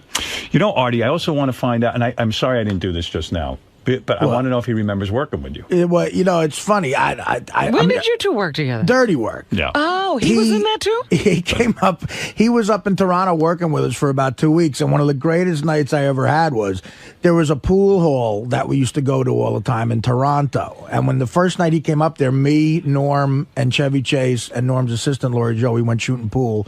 Norm and Lori Jo bailed, and it was just me and Chevy Chase shooting pool together. Wow. For about an hour, and then we walked back to our hotel, and I was just asking him questions about Belushi, just picking his brain about stuff that I wanted to know about, and he was so nice. He talked to me for 3 hours together by ourselves. He probably does remember that. But then, you know, he did so much funny shit in that movie that they cut out, just physical stuff. Yeah. And, you know, he was a nice guy to me. Wait a second, Artie, I have to interrupt you. Billy Crystal's on line 3. And he busted Saget's balls in the most funny way. Billy Crystal, have we made it with him? Is he all right with us? I don't think he's all right with me. He's Jim, never going to be all right. Jim, you're on the air. Hi, how you doing? Hey, now. Hey, you know, I think the viewers kind of want to know how you guys reconciled. I mean, for those of us that aren't quite up to speed without maybe airing too much of the dirty laundry. Well, no, I can give you the quick update. What happened was Chevy called you know, this is funny. And this actually is really interesting story. Gary reminded me of this. There was a time when Chevy and I were going at it so badly. And he was just furious with me, and I wasn't too thrilled with him. Yeah, and he didn't back down. He kept firing. He kept firing, and it got really ugly. And Stuttering John was on him, and a lot of the fans were really blasting him good. And they, you know, the fans. One thing about our fans, boy, they stick up for us, and when the going gets tough. So anyway, Chevy, in the middle of it, called Gary in the office, and he said, "I need to speak to Howard." And I said to Gary, "I ain't speaking to him." So Chevy said to Gary, "Listen, it's not even. I don't care if he makes up with me or not. It's nothing about that." He says, "I have a source that tells me someone went to the Inquirer, said something about Howard. They're going to blast him in an article." Now, I actually appreciated that. Now, what the hell this source was or what the story was supposed... The story never appeared because guess what? There's really no story with me. You know that. But he gave me a heads up. Really? That was the first thing, yeah. And then what happened was several months later, Chevy called Gary and said, "Listen, this whole feud thing is really getting to me, and it's just silly already. Any way to patch things up." And somehow, I don't know, we ended up speaking, and I ran into Chevy in California. I was with my daughters. I was two of my daughters, and I took them to a hotel. And I walk out of the hotel. Who's standing there? Chevy Chase. And we started talking, and we worked things out. And he said, "Yeah, you know, I said some shit about you. I'm sorry I said it, and, you know, I don't know." And I said, "Yeah, man." And he seemed like a really decent guy. And, you know, he is Chevy Chase and Saturday Night Live. Right, it's that whole thing. And I'm actually, you know, a big fan of his work and have a lot of respect for what he did. And the fact of the matter is, so we worked things out. And I came on the air, and I told Robin that I ran into him. And, you know, and we just kind of dropped the whole Chevy thing. Yeah. And, you know, and I haven't... been a slow... Yeah, sort of, you know, so warming. I got invited to this party this summer that I told you about on the air, And all of a sudden, I see Chevy and Janie walk in. And Janie, I've never reconciled Right. with. No, there were never any discussions with Yeah. Janie. Janie was still angry from the phone call. I'm standing there at this party with my daughter. I'm talking to Bruce Springsteen, and now all I'm doing is focused on Chevy and Janie coming in. And Yeah, I'm is watching, that woman going to attack me? Yeah, I'm watching, and the two of them see me, and they get into a huddle, and they start talking. And I'm thinking to myself, they're probably saying, maybe we're going to leave, Right. or I didn't know what, or we're going to go confront him, or what. I didn't know where things stood. Janie was just waiting for this Right. opportunity. And then as the party went on, Chevy came over, and we were talking and all that, but Janie wouldn't come over. Well, later on in the party, Janie did walk over, and she said to me, "Hey, Howard, what's happening?" And blah, blah, blah, blah. I'm Janie Chase. I said, "Oh, hey, Janie." I said, "Look, we've never had a chance to talk. I know things got really weird." I said, "But boy, we sure did some good radio together." She didn't really. Yeah, she goes, "Well, it was good for you." I said, "Yeah," and I said, "Well, gee, I feel awful about how this all went down. I've had a chance to reconcile with Chevy and all of this, and she was really actually lovely, made it easy, and started asking me about my kid who was here and all that kind of stuff." And Yeah, the good radio thing, that only ever works with Trump. Right. yeah. He appreciates that. He does. And then like my feud the time I had with Sam, that blew over, and the feud with Bon Jovi blew over. Yeah. I mean, here I am at Bon Jovi's house. We had a huge feud, it was unbelievable. So it was kind of neat that, it all worked out. And then I heard about their charity with the environment. They were really donating a lot of money and trying to raise money. Got some good stuff up there for auction. Yeah, and I said, hey, I would like to help out. They asked me if I would help out, and I said I would. So that led to this call last night where they thanked me for putting this item up for bid. And again, we welcome anybody to bid on it. It's for a good cause. And come on down here and spend some time with us, to sit in for an hour or something. I'd like to, Howard, but I think I'm going to go for Clinton. I'm going for Cameron Diaz myself. I think hanging out with Cameron Diaz for a day would just be absolute ball torture. Well, I could probably pinpoint the exact time and year that initial phone call happened. Yeah. I'm going to say late July 1988. And the reason I know that is because it sounds so it's taken 10 years, 20 years to. Is I went. Me and my friends were such big fans of the show at that time, and you hadn't even gotten into Philly yet, I think, right. Or maybe you just got into Philly. And me and my one buddy Kevin went away on a vacation. We saved up money and we went to Cancun for a week to try to get laid, which we didn't. Right. And then when we got back, my buddy Deej picked us up at the airport, and the big fucking news was that you and Chevy Chase had this blowout on the air, and he told me, he goes, yeah, Howard was telling him, your movies suck now, and Chevy was saying, I turned down 12 movies a day, and you said, I turned down a movie today, and it was like really big news, and I'll never forget that I didn't hear it because he was telling me about it, and that was in July of 88, we went away, so that's probably how long ago we're talking about, almost 20 years. Yeah, it was awesome radio. I mean, I called their house. And it was big, Richard Belzer news. And even Chevy in this phone call to me goes that he left me the message saying that if we'd want him, he would come on the show. Right. He said, we're going to be in a car. We're going to do the Martha Stewart show with my wife. But he said, I would be happy to call in. And he said, here's my number. He said, but don't give it to Richard Belzer. So that was 20 years. And Belzer was like, gee, I didn't think Chevy would mind us calling. Right. That was, he made a terrible blunder. Yes, Fred. My question is he still mad at Belzer? He could be, because he did reference Belzer. I don't know. He did? So funny. And him and Belzer have a big history together.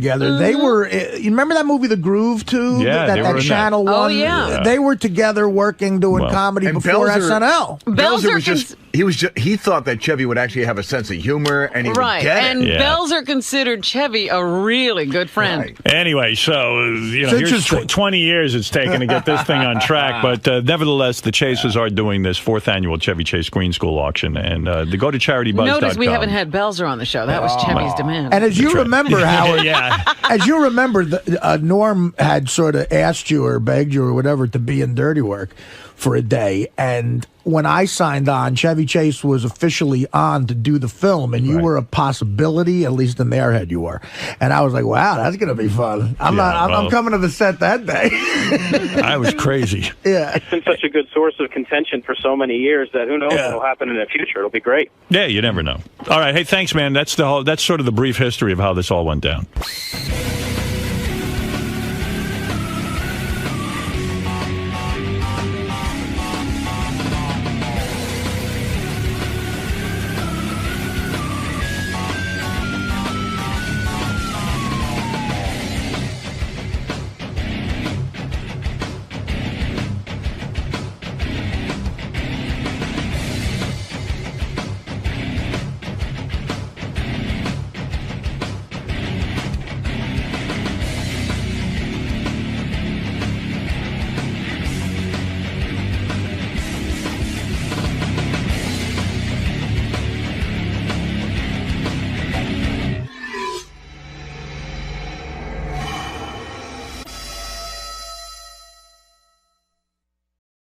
is here.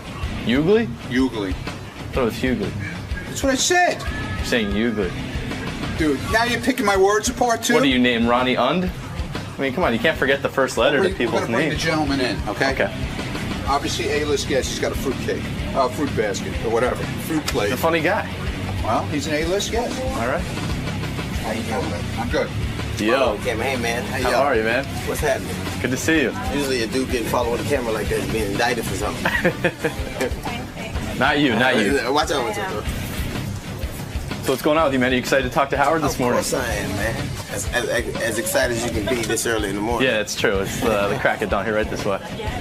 Hey, now I'm D.L. Hughley. I'm here to promote my HBO special, Unapologetic, at the Howard Stern Show. I'm very, very excited. Plus, they have a great green room, and you can tell when people are making a lot of money because they have really cool snacks in the green room. Did you get a fruit platter this morning? Absolutely, but you know, you have to share with people. You know, I don't generally like to eat fruit in front of people because, you know, it looks bad. But thanks, man. I'm really excited to come down here. We're going to chop it up with Howard and see what we can do, if we can have some fun. Things are looking good this morning. Absolutely, absolutely. All right. Good luck in there today, DL. Thank you, man. Thank you. Gary, bring in DL. Let's talk to him a little bit. See what he thinks about what's going on in the world. DL Hughley, of course. There he is. There he is. DL Hughley. And another guy. Now he's coming in with a bodyguard. You got a bodyguard about too. being in here? Right, right. You got a bodyguard with you too, huh? Says Ronnie's going to guard you, then I'll guard DL. Is that guy? It's my brother. You got to either pay him or give him a job. Is that your brother, actually? He's married to my sister. Been married to her for like 20 years. Because he came in here, you looked like he was looking for trouble. Right, yeah. You know, big bald dudes always look for trouble. Yeah, I know. How are you? I'm wonderful, man. I really am. Did you get in trouble for those comments about the nappy-headed You know, people got hose? mad. I don't know how a grown man gets in trouble. Like, you know, Right. like, mommy, did I do something? But people were upset as if, you know, like, all I can do is tell you how I see it. Right. And people, like, get very, like, all the shit going on in the world, you worried about what I'm doing. Right. Yeah. You know, if you have enough time to worry about what DL Hughley is doing, then maybe you have too much free time. Like it's so amazing to me, like, the NAACP just buried the word nigga. Right. Which fucked up 45 minutes of my show. Right. Thank God they didn't do it before I did the special. It would have been fucked up. But, You always use the N word in your but now it's people in my family I can't even talk to. You don't call me no more. I don't know what to say to you. But in the myriad of things that is wrong. No, but you said that the girls did have nappy hair, Some but they of them were did have not nappy hosed, hair, and, but they- and people got on you for that. Right. Like you know, just like I'm watching. You can only call it like you see it. I don't understand why you're that just, is. And you're also telling jokes, Right. isn't that the case? And I'm also telling a version of what you never hear men talking about how attractive female basketball players are. Right. You do not. Like Why don't they do that? Because they're not attractive. So you're saying what you I've think. seen a few of them look like they was wearing cups. Let me tell you something. You sometimes doubt whether they're actually right. Well, when you can braid your own hair and palm a basketball, It's not right. just like you see the girl who's suing Isaiah Thomas. Yes. Like I would just go, come on now. I keep looking at. I said maybe she takes a bad picture. She looked like Dale Because Davis. They keep saying he found her attractive. Oh yeah, right. But even in the testimony, they say, well, she is a very attractive Yeah, woman. they keep saying. I don't Shit. understand what's going on. You know what? Let me tell you. I would just walk out. How do we know you didn't sexually? Because I can see, Your Honor. That's why. Then they would dismiss the case. Did you see the woman testify? I was sitting at my desk polishing my nails, and Isaiah came up and touched me on my dick. And man, I knew at that point. Again, you know, she was a college basketball star. Yeah, right. Proves your point. Right. If you can dunk, I'm not going out with you. Yeah. You don't want to go out with a girl who can dunk. You're absolutely right. It's annoying. But it's so many things, and every time I turn around, people are all upset about shit that we know. Well, It's yes, true. I know. I mean, you know, some of your routines are so hysterical. I've been playing them all day today. But the thing too now this OJ thing is going to bring you a lot. People are going to want to know what do you do about OJ? You know, we went up to Harlem yesterday, and we interviewed some of the black community up there. Right. And every person said OJ was innocent already. Leave OJ alone. To leave OJ alone. Well, I don't think OJ's innocent. You do not. I don't know about this. I think this bullshit here is just, if it were anybody else, then it would be some misdemeanor just type talked this bullshit. through and But OJ get it getting the done. death penalty for this shit right here. No, literally. You think they're going to put him away on this Put him one? to death for trying Are to you get his kidding? memorabilia. Now, the crime of putting your memorabilia, you're to be killed. But OJ must be crazy, right? I mean, he got away with murder. When you get away with murder, you're supposed to just lay down. Right, go away. You know, I remember this guy Klaus von Bülow. Right, killed his wife. Some people she, accused him. She didn't He die. didn't. Yeah, Isn't she didn't still die. alive? She's in a coma somewhere. Yeah. But, But you know, the if next you were day married, if you were married to Klaus von Bülow, you probably want to be in a coma too. but the fact of the matter is that after his trial was controversial, some people thought he got off. The guy, you never see this guy anymore. He's gone. You don't see him. Disappeared. Yeah. But but even that, even just it's just the way that stuff is done. Like nobody asked Robert Blake, and you know he killed his wife. Well, you know, listen. Phil Spector shot that woman. I don't care. He looks like the most bored defendant I've ever seen in my life. Can you hurry up and finish this shit so I can get back to my wall of sound? I don't. Like, it is odd. A lot of people testified that Spector runs around with guns. Right. He's constantly putting a gun in a woman's mouth. And now the jury, they say, is probably hung 7-5. We don't know which direction. That is amazing out there. But I think that there's a special, I'm telling you, there is a special onus when it is a black man and white people get killed. It really just, that's the way we look at it in society. Right. Just like Michael Vick. The thing about Michael Vick is not that I've seen dog fights and I thought they were horrible. So I just, like as a kid, I went, this ain't some shit I want to see no more. He stayed away from it. But it isn't that he fought the dogs, it's that he killed them if they lost. Right. And he plays for the Falcons. Should they kill him if... he would not have survived. Hey, motherfucker, it's a receiver or two you could have shot. What about that? How about if in the NFL we kill people who lose every week? Well, That yeah, would be maybe awesome. Michael would see the problem if you put it that way. There's a lot of gamblers who are completely for that. But here, comment. This was, in fact, we couldn't find anyone who actually thought O.J. had done it up in Harlem. I'll play you this and tell me what you think. Here's a guy. This is a typical guy we find walking on the street. Do you think O.J.'s innocent or guilty of burglary? I believe he's innocent. Because I don't believe he'll be a burglary type guy. Yeah, I don't see it. I don't see that. Do you think O.J.'s constantly singled out?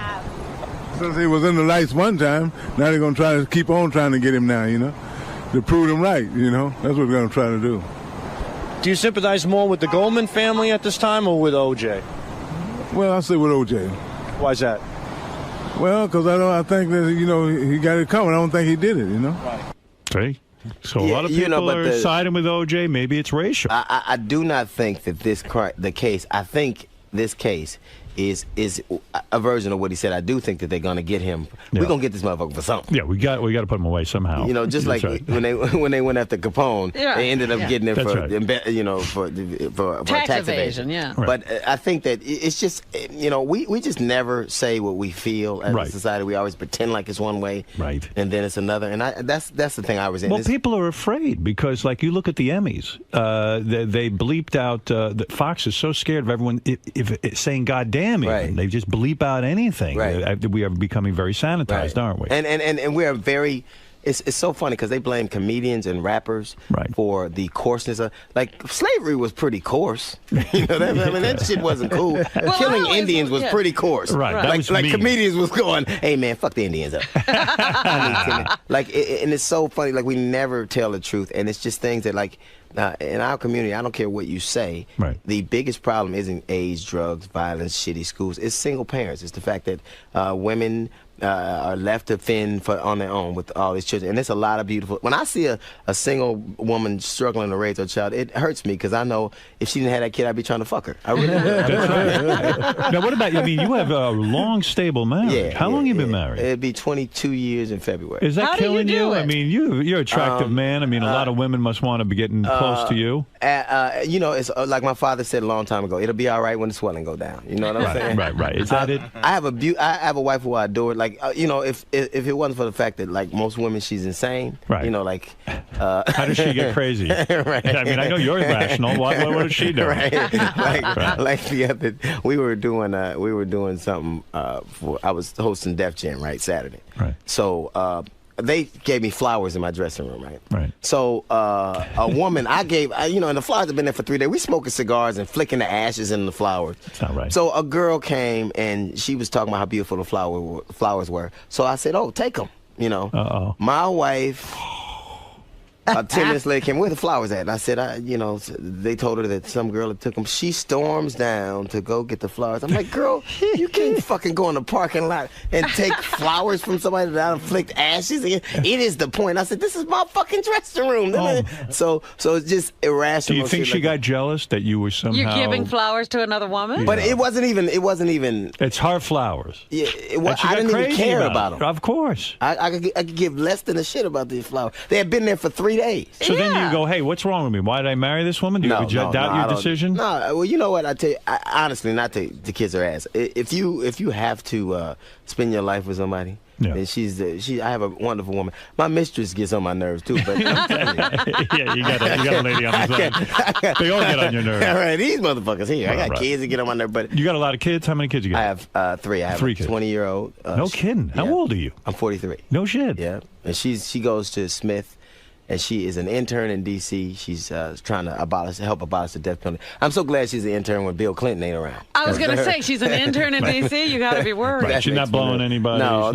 Well, you don't know. I'm certainly praying. Honey, so Daddy loves you. When she said, I'm going to Washington to be an intern, you just checked who was in the White House. She said, she's not going to blow George Bush. It's a lot of gay women at her school, so blowing a dude or... Maybe blowing a dude is good. Who the hell knows? Thank you. You know, I still don't understand. Honest to God, and I'm not saying this because you're here. Right. I don't understand how you didn't get that late night show job. I'm talking about CBS after Letterman. You were up for it. And Craig Ferguson, the Scottish guy. Mm-hmm. I see you as much funnier. Well, I don't know what happened, but I do know this, that I think I worked hard. And, like, to me, the greatest thing I get to do is I love being on stage. I love seeing shit. And so if they didn't feel like I had what it took, and I know that I wouldn't have, I ain't going to ever be softball. I'm sure I'd have gotten in trouble for saying something. Yeah, so you probably would have been off the air anyway. Right. So it's good you didn't get the job. I'm fucking canceled. Yeah, they would have thrown you off for the nappy hair stuff. Right, and like, because a guy, it's so funny because I'm the son of a nappy-head man. Right. And a nappy-head woman. And I have nappy-head children, but I can't talk about that. And I have nappy hair, but I can't.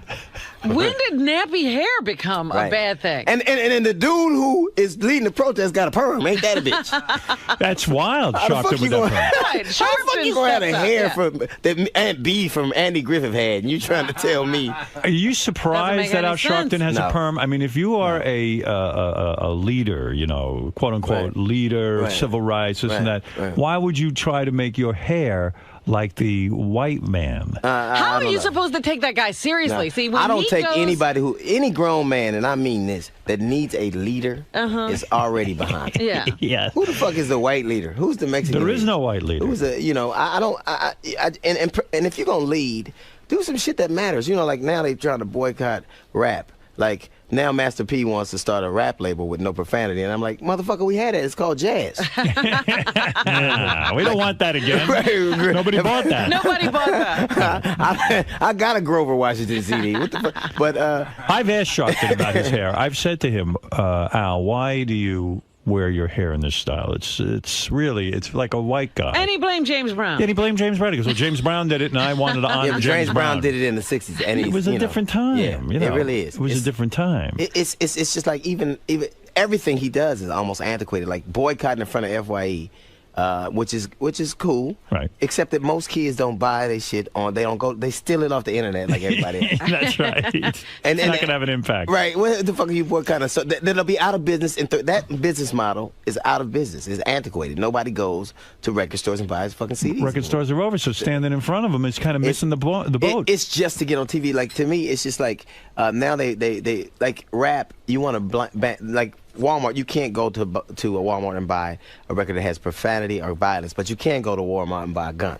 Absolutely. You can't get the 350 cent out, but you can get the 357. It's wild. So why don't you? We want to ban songs about guns, but not guns. So it's just, if you want to start, it's hypocritical. It really is to me. See, if I was a black man, I'd wear my hair like you do. Right. I like how you do it. Now what is that? That's it's, like it's stress and tension. No. You're doing something with your hair. No. Like they wash it. They wash it. Yes. Twist it and untwist it. That's what I would do. That's all it is. I like that style. Me too. And I got curly hair. Yeah. I wear it curly. For years I tried to straighten it like Al Sharpton. But I say you got to go with what you have. You were spending hours in the beauty parlor. Hours. I mean, for what? I'm not going to look good. With your hair all wrapped up. That's why my hair's straight, I'll get girls. Right. It's not going to happen. Fuck this, I'm just going to get rich. Then they won't care. Yeah, that'll then get they me won't some give girls. it. Absolutely. That's the way Rich you will do it. straighten out anything. Are you fucking kidding? Have you ever seen somebody that had a beautiful girl and you go, God damn, thank God he has money. Yeah. Thank God. Because when I saw that, Robin does that with me. So you are very successful. I mean, your stand-up comedy is rock solid, right? Thank you. And now you got this special on HBO. Right. Okay, so we should promote that. Unapologetic. Right. This Saturday night at 10 o'clock on HBO. That's a good name for your special. You don't apologize to any man. Right, but you know, I had people like that came out and protested me like, you know, Christian groups, and I'm like, man. Really? For what? Christian groups? What'd you say? For the IMUS comments, I mean, I got protested like people, Christian groups were coming out and protesting me, and I was like, if you're a Christian, forgive me. Yeah. Yeah, right. The Christians are the worst. Right. Like, aren't you? If you forgive me, but it's just like, you actually made a sign and protested me for having an opinion. I'm telling a fucking joke. I'm not trying to change the world. It's crazy. What, you say that Bill Maher is the second funniest person on the planet? I think he is. Yeah. So You do his show a lot. Oh, Bill is very funny. And you know what it is? I think that what makes him so funny is how unafraid he is to state to have a clear point of view. Like everybody murks the waters. I feel kind of like this, and then no, he's clear on what he wants, and that's what he good. believes. Yeah, I like guys like that. Whether you agree with them or not, it's good. Even if you don't like, and I like people who, for instance, have a point of view regardless of how fucked up it is. Hey, I heard you're friends with a guy who was in the hotel room with OJ when he confronted the memorabilia guy. Yeah. What's up with that? Who's the guy you know? Hey, well, the guy who's giving all the interviews, Goldie. Oh, really? Yeah, he's. We'd be playing golf. We play golf. Right. You know, I haven't seen him in a year and a half since I played Phoenix, but we'd be playing golf and he'd be in the phone ring and there'd be OJ on the phone. He'd be, you want to talk to OJ? No, motherfucker. Right. Now, what are you going to do when you perform in front of President Bush? Aren't you due to perform? I didn't do it. You didn't? No. Why? Did you turn it down? Because you dislike him so much. No, not because I've been around several. I performed in front of several people I dislike because I believe that it's cowardice to be in front of somebody and not tell a joke about how you feel. I see. I'm not saying that you have to, like Sally Field, I wouldn't have gone, like, I respect that anybody takes a stand, but you can't, if you won't let me tell jokes from my perspective, like you just bringing the brother in to make. Do they sometimes vet your material? You had to, everything. They do. Oh, that and you was couldn't talk about politicians. How the fuck I'm not going to be able to, like this, like you can't talk about any, like Larry Craig in the bathroom? Yeah. You can't talk about that. No, I mean, I just don't understand how you go to the bathroom. I didn't know that tapping on your foot on the floor was a symbol for gay sex. You got to learn that shit. I'll never go to the bathroom with an iPod again. Are you coming on to me? No, motherfucker, I was listening to the new Kanye shit. And then when you tap your shit on the floor, what happens? Does a dick come out the ceiling like a boxing announcer? It's got to be more complicated. And isn't Minnesota the same state that had a bridge that fell down? Yeah. Ain't you got better shit to do with your city officials than fucking place them in the bathroom to see if somebody wants to suck dick? You're absolutely. There's so many things to worry about. How do you have the time in your day to get your dick sucked in the bathroom? I mean, and you ever been to a man? You ever seen a bathroom in a men's bathroom that was so bad you just shit on yourself? Yeah, all right. Every men's bathroom I go into, I don't care where it is, there's always a shit in the toilet bowl. There's guys who apparently don't even have a shit in the toilet bowl. I've seen shit outside the toilet bowl. Right. It's unbelievable, the hygiene some guys have. It's almost like they go in there angry and go, you know what, I'm going to shit all over this. And it's symbolic. Like, I just read yesterday that 1 in a third of men don't wash their hands. Yes, that was a new study. Now, you're a celebrity. I bet a lot of people want to shake your hand. I hate it. I walk around with a hand gel all the time. And I used to think that was wrong. Right. But let me tell you something. You just walking around the airport, you're smelling all dicky, and you done used the fucking you nasty son of a bitch. Right. You know, he won't shake my hand. That's because I don't want tetanus. When I pee, I don't even touch my own dick. I take my underwear. I don't even want to touch my own dick. Why should I subject somebody else to my dick? You're absolutely right. But what are with guys with these men's rooms? You know, we worked in terrestrial radio at another place. Every day we walk into the bathroom, we'd either find lice in the sink, or we would go to use the bathroom, the toilet, and there would be turds, but not even in the bowl. I'm talking about on the seat. And I go, well, what are they, angry, these people? Yeah. What's going on? It is really, we are the most nasty motherfuckers. It's a good thing we make more money than women do, because, women would not be with you, right? No. If it wasn't for money, you'd never get laid. Now, Is that we right? are the nastiest motherfuckers ever. Do you ever get jealous of some of these showbiz guys? One day they're with, Jenny McCarthy. The next day they're with Goldie Hawn's daughter. I mean, you're missing out on a lot of this activity. No, you know what? I think chasing trim is just. I mean, and then like I would rather have somebody like my wife married me when I was making $4.75 an hour, so at least I know. Right.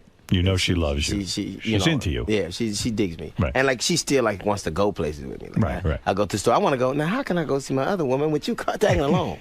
That's you with a threesome. Embarrassing.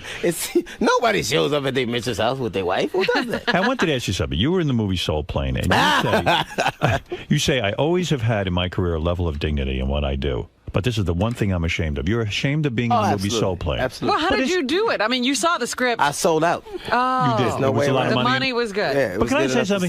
Sometimes isn't it true you read a script and it looks reasonable? Not Soul Plane. Not that. Not Soul Plane. And you knew it you, was not funny. I knew it was horrible, and I knew, but my wife wanted hardwood floors. She did. And that bought the hardwood floor. And that, and I think that to me is the black, not, symbolically, it was the time where I said, it was my turning point where I went, I'll do my best to never. Now, I'm not saying I'll never do anything horrible. Right. Like, I thought that Studio 60 was going to be, when I read that script, I thought this redeems me for Soul Plane. I have to get this just because this redeems me. You were one of the stars of Studio 60, right? It's been canceled. Right. And then I said, from now on, I'm going to try to have a level of, unquestionable level of integrity to me. Right. Like, there are people who think that the jokes I tell don't have any integrity, but I mean. No, they do. I mean them to some degree. By the way, the Unapologetic DVD goes on sale September 25th, and DL's national comedy tour kicks off in October. And if you want any kind of information on tour dates, then you should go see this guy. He's a scream. MySpace.com/DL Hughley. All right, you said that Bill Maher's the second funniest. Right. Who's the first? I didn't say he was the second funniest. Well, you know who the funniest is. DL. But I think to me, it's like there are cats who I think you have to be. I think that as a who are the top 3 comedians other than you that I like? Yeah. I want to know. I don't really. I haven't seen a lot of comedy lately, but I've seen some cats. I think Bill Maher is one of them. Right. I think. Gotta be Chris Rock, right? Chris Rock, of course. All right. Of course, Chris Rock. Don't give him names. I want to see what he comes up with. I would say Chris Rock and Carlin. George Carlin. Oh, still got it. But cats that I love Earthquake. I love Patrice O'Neal. Oh yeah. I love this cat, the young cat named Malik S. I love this young cat named Ali. I love.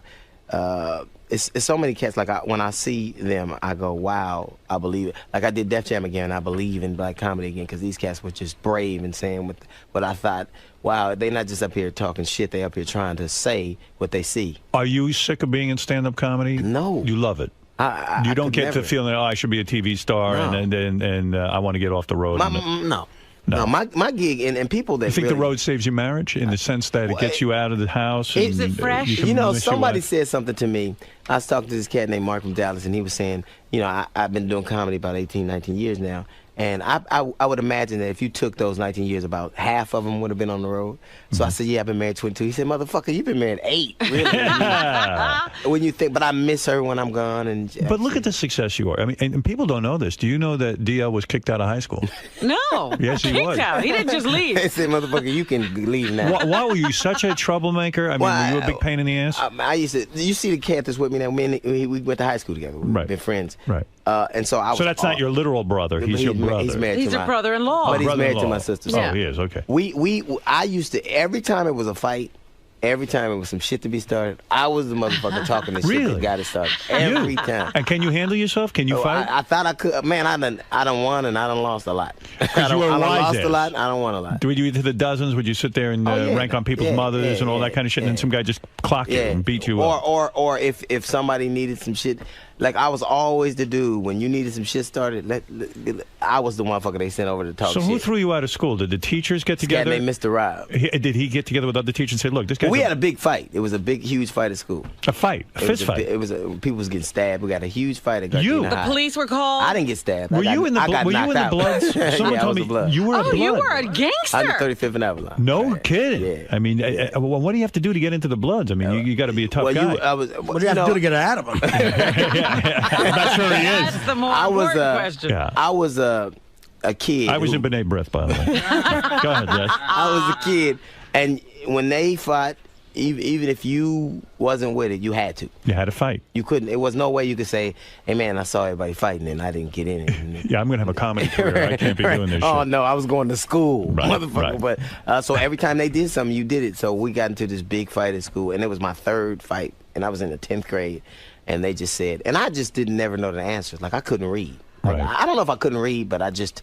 Every time words, if I see a whole bunch of words on the page to this day, I have to, it makes me panic a little bit. I gotta, wait a minute, this is a contract.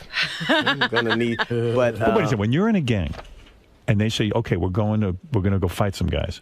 They don't say we're gonna fight. It's just a fight. Like nobody. Can you stand on the edges and pretend to be fighting, kind of like? no. No, you got to mix it up. Well, ain't nobody gonna ask you, are you pretending to be here? You Yeah. And so I remember this dude.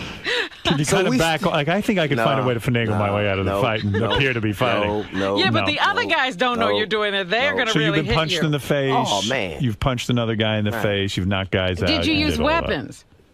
Huh? Hey, I was 5'6", 120 pounds. I used whatever the fuck I could. But Artie's right. How do you get out of the Bloods? I thought once you're in, you can't. It's not a situation where you.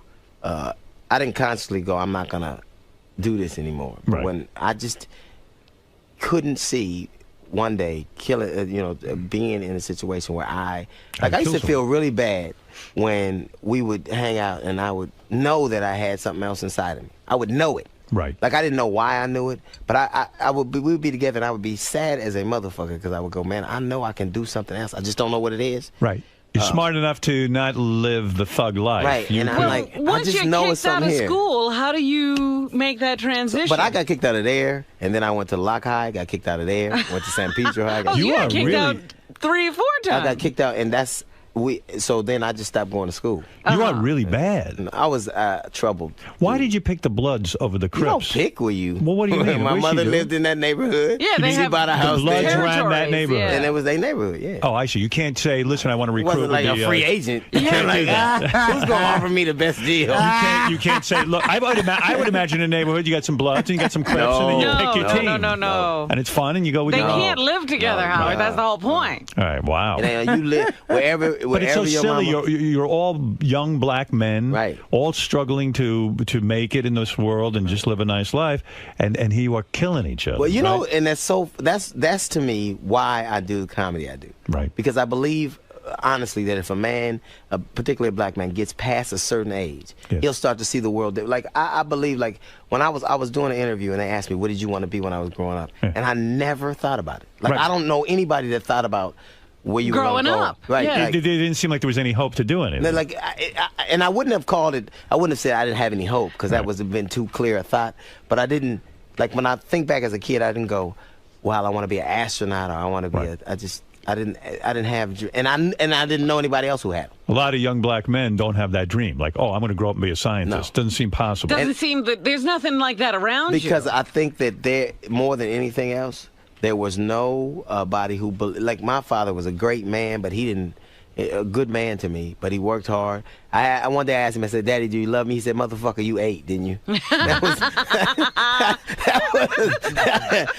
puts it all in perspective for me. You got me thinking, I grew up in a black community. I don't recall anyone saying, "Gee, I want to grow up and be something." No. I don't think any of us did. No, I don't think. Well, I think I had dreams. I had the same sort of situation. I didn't understand why. I said I could clearly see there were 2 lines in school. There was a line of going someplace and the line of not going someplace. And all you had to do was go choose a line. But all the black kids chose the line that wasn't going anyplace. Yeah, I used to say. I don't think they like to that's an active thing to kind of choose something. That's what I'm saying. They didn't really more make than a anything choice. else, they kind of don't make one. That's what I'm saying. There was an opportunity to make a choice, Right. but none was made. Yeah, I would say I would go into radio. People look at me like I'm nuts. Right. You don't think about something like that. But That's true. You're very right. nobody believes. Like I always knew, and I'm telling you, when I would be hanging out with these cats, and to their credit, when it was gonna be some real fucked up shit, I remember these cats was going to do some dirt, and they was like, you ain't going.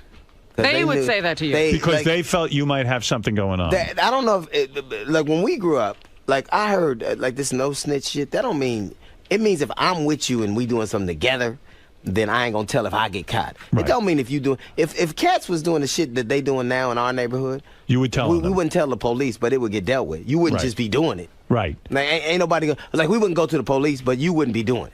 Right, but the thing is, when you speak about resolution. when you speak about your dad, isn't this really your stepdad? Like you didn't know your dad was your dad? Right. I mean, your dad. You believed your dad was your biological dad. Right. And then suddenly you were at a family function. You were about what, 12 years old? and some uncle blurted out, "That's your stepdad." That's actually a joke, but that actually happened. But when that happened that day, my uncle brought that ain't your real father, and they explained it away and fucked that ain't real. But then later on, I found out that was true. So, who is it? So when you talk about your father, you talk about your stepfather? Well, see, his name is Hughley, and he's to me my father. Right. But the world would categorize him as my stepfather. Like I would never say he was. So what about your real father? Where the hell is he? I don't know. I mean, your biological father. Don't know. But my Isn't wife. that amazing that you could have a good marriage, knowing, being all fucked up in the head that my But you know what? You spend your whole life, and I think a lot of black men do, spend their whole life trying to guess what they're supposed to be. Like I grew up with my mother. She hated my real father. Like, you have to eat like him. You have to walk like him. Hated him. Right. And so, I guessed my whole life. I was trying to guess what I wasn't supposed to be to not make people mad. Like, people say, you look like you. I would be eating. She'd go, you eat just like him, or you sound just like him. Oh, that's horrible. There was a horrible kind of way to deal kind of with you. exist. But when I grew up, my wife, right before I used to be just angry all the time, and she said, I got to find your father and see what the fuck. So she took it upon herself to find my real father, and we flew him in, and I met him. And so he was I wanted two things from him. I wanted to know what his, like, if anybody in this family had any genetic disorders that I was going to have to deal with. Right. And that's really it. That's all I wanted. That's all you wanted to know. Yep. But what kind of guy was he? I mean, did you look at him and go, I don't know now what kind I know of what man my he was. mother But did you was say to talking him? about? Did you say to him, how do you live your whole life and not want to know your son? No. You never said that. No. Would you Did like you to have have said that? other siblings that you didn't know about? No. I don't. I'm sure. Yeah. And you Did didn't I? want to know. No. And you gave him sort of the cold shoulder. You said, No, I listen, didn't give tell him- me no. if you got any genetic problems, get the fuck out No, well, of here. we flew him in, and then I came home. I was working on the Hughley at the time, and I was getting ready to do my third HBO special. And then my wife, we flew him in, and I came home from work, and he's at the fucking pool with my daughters and stuff on his lap, and my wife is just serving him, just happy that she found something. No And wonder you're angry. And I came in, I said, hey, my man. You got to get the fuck out of here. And he had to go. And my brother, right now, he came to a show one time I was doing in Memphis. And I told him, I said, if I ever see you again, I'm going to treat you like a man that I don't know. Right. So don't ever come around me again. And I perfectly they put him understand out. that. If you ain't there now. Absolutely. No. Now that you're a star, you're going to be hanging around. No. And if I was a crackhead, would you want to talk to me? Well, in all fairness, your wife did bring him in and stuff. But the fact of the matter is, He should have known better than to just make himself at So home. do you think most of your anger, not only was your mother sitting and wondering if you were acting like him and this and that, but most of your anger is because this man abandoned you? I never really put. Now it's the turn of Dr. No, I think I'm angry about a lot of things. I think I'm angry about, and the thing that is so amazing to me is that what I was angry about now, I'm not angry about then. What I'm angry about now is that I have a tremendous sense DL of opens guilt. up. DL knows. I have a tremendous sense of guilt. Sense of guilt about what? No, I really do. I think that a lot of when you see a lot of black performers, you'll see that they have, I think, what's called survivor's guilt. where they believe why did it happen to them and not somebody else? Because there was so many people that were so much more talented than me and so much brighter and so much. Why did I get it and they didn't? So you feel bad about it. Is that true though? You really think there was a lot of people more talented than you? Oh yeah. What are you talking about, in your neighborhood or when you're really? Yeah, I do. You like feel funnier guilty than over you. being successful. It's almost a loser's mentality. Yeah. It's like almost there's something sucking you back into being a loser so that you can go back on the street and join in with everyone. Well, but don't you think that's you being a little modest? I mean, were they, Nah. you really think they were more talented Even and now, funnier? even now, we were doing Def Jam. It was cats that I had known 15 years ago. Right. I'm the host. I come in as a young comic, and I think the only difference between me and them was that I know my limitations. Like I never believed I was talented or smart. Or anything So you worked like that. harder. So I just worked harder. I believe that Any no guys one you- can physically outwork me. Any guys you were in the gang with are still in the gang? Most of them are dead. So. Most of them are dead. Anybody else get out and do anything? No. Just You're you. the only one. Well, there are cats. It's like that, being a Holocaust survivor in a sense. well, there's a cat from Dallas who's in Dallas who was a real good friend of mine, but he's doing well. I mean, he's working and happy. Right. I mean, not happy, but working. Living like a somewhat normal Nobody's life. happy. Living a life. Well, if you're really the only one, then that is true survivor's guilt. Absolutely. Steve, you're on the air. Go ahead, Bayshore. Yeah, that is survivor's guilt. Yeah, you interview people who survive a Nazi concentration camp, and they say, "Gee, why me?" Yeah. Like there's so many other even people. plane victims. You know, anybody who survives anything has that. And so when I syndrome. see them angry, like my wife will just say, "You just mad all the time." Like I don't mean to get mad. Like I'm not at home going. But when I get angry when I see what I believe is going on in the world, and I watch these people who are leaders pick these petty fights that ain't gonna help them. Right. There's a bigger make issue. and they're so naive that they believe that they're really trying to help us and do so. Even if somebody said nigga tomorrow, your life wouldn't fucking change. How would that change your life? It's very meaningless. Steve, go ahead. You're on the air in Bayshore, New York. Hey now, Howard. How you doing? I know. Hey, DL, I'm not a big fan, but after this... Well, I can't talk to you. No, man. Listen, you are the most self-aware, self-evident guy that I've ever heard discuss. I mean, and I'm not blowing smoke. I mean, I'm a white, middle-aged guy with a family, had a great background, but you just sort of described and encapsulated the whole black experience. I mean, it's amazing, and it's a little depressing. Well, it sounds like he won you. Sounds like you are. It's kind of depressing being a black man. Now you know why they're so pissed off, right? I just have one question. Yeah. Sure. How big's your cock? Well, that's the key. Come on, man. Hey, come on now. That's fun. Craig, you're on the air in Philadelphia. Go ahead. And he's got an 11-inch cock. Let's go to. Membership has its privileges, goddamn. Craig, you're on the air. Hey, Howard, DL, man. Howard, I've been listening to you for over 20 years since you came to Philly. This is one of the greatest frigging interviews you've ever done, man. And DL, you're the most honest, upfront guy, and you're just laying it out there. That's what makes your comedy so great. I'll tell you the truth. Not unlike the last caller, I didn't know a lot of DL's work, and then I started to look into what he's doing and the kind of comedy he's putting out there. And he's a very, very intelligent man and a very funny man. And I really, really do mean that. And I do appreciate the honest interview you're giving us. It's so pure, man. It's so pure and honest. It just makes it. He has that kind of. He mentioned Carlin, and Chris Rock and all. It's just having the balls to lay it out. And if you dig it, fine. If you don't, fuck off. He's telling the truth as he sees it. He's a good man and a funny man. And listen, but you got to be funny. If you want to go see him live, and I do recommend it because there are a couple of comedians out there. You never know how long they're going to stay with this stand-up comedy and this and that. And if you get a shot to see them in their prime when they're really happening, this is a guy you should go see. His national comedy tour kicks off in October, and if you got to get the dates, myspace.com/DL Hughley, and I think you'll have a great night. And also check out the HBO special, and the Unapologetic DVD goes on sale September 25th. Go ahead, Eric in Louisville. Hey, Howard, how's it going? All right. Hey, DL. Hey, man. Tell you what, man, I can't wait to see you in Louisville, man. I know you're coming down here next month, and I actually got to see Dave Chappelle when he was here last time. And, Howard, I talked to you probably about 3-4 years ago about this, but, man, he got heckled off the stage, man. Don't let that happen, man, because I felt like I was robbed down here. Chappelle got heckled? Chappelle got heckled off the stage? Yeah, he got heckled off the stage. I called you about 3-4 years ago. Well, that's a shame because Dave's been at it a long time, and I used to go see Well, Dave. you know, I think more than heckling him, it was they so into his character. I'm rich, bitch, that they'll be drunk. Yelling out catchphrases. Right. That's a tough kid. No, but I've seen some of DL's stuff, and I don't think hecklers are going to fuck with him. No. I think he'll handle himself. A man claiming to be your real father is on the air. Let me see if it's true. Go ahead, DL's father. Well, I had to take myself. So. Yeah. Now, what do you want to say to DL? Why did you leave DL? I got to do my best. What? I want my opportunity to get into the level. All right. Now, when you went to DL's house, what was that like? I'm about me and my wife come back home. I see. All right. Well, all right. Thank you for that call. Whatever. I didn't know your father was Japanese.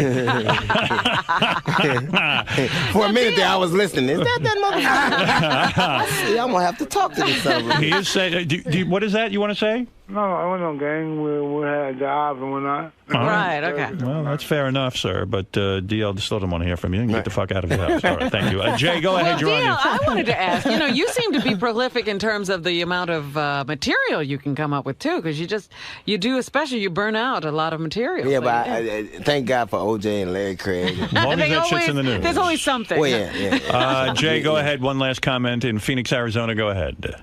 Hey, DL, I saw you a couple of years ago at the Tempe Improv. Yeah. You were funnier than shit. Thank you, man. The only problem is me and a couple of my buddies went, and we were the only white guys there. Well, Bring a few more. Bring some white people with you. Bring a few more. Hey, everybody, if you sit next to a white person right now, tell them to come on out. Don't be afraid. Nothing's going to happen. Right. Tell your friends. And nothing happened to you. Yeah, that's right. So, tell your friends. It was all safe, and we didn't get beat up or nothing.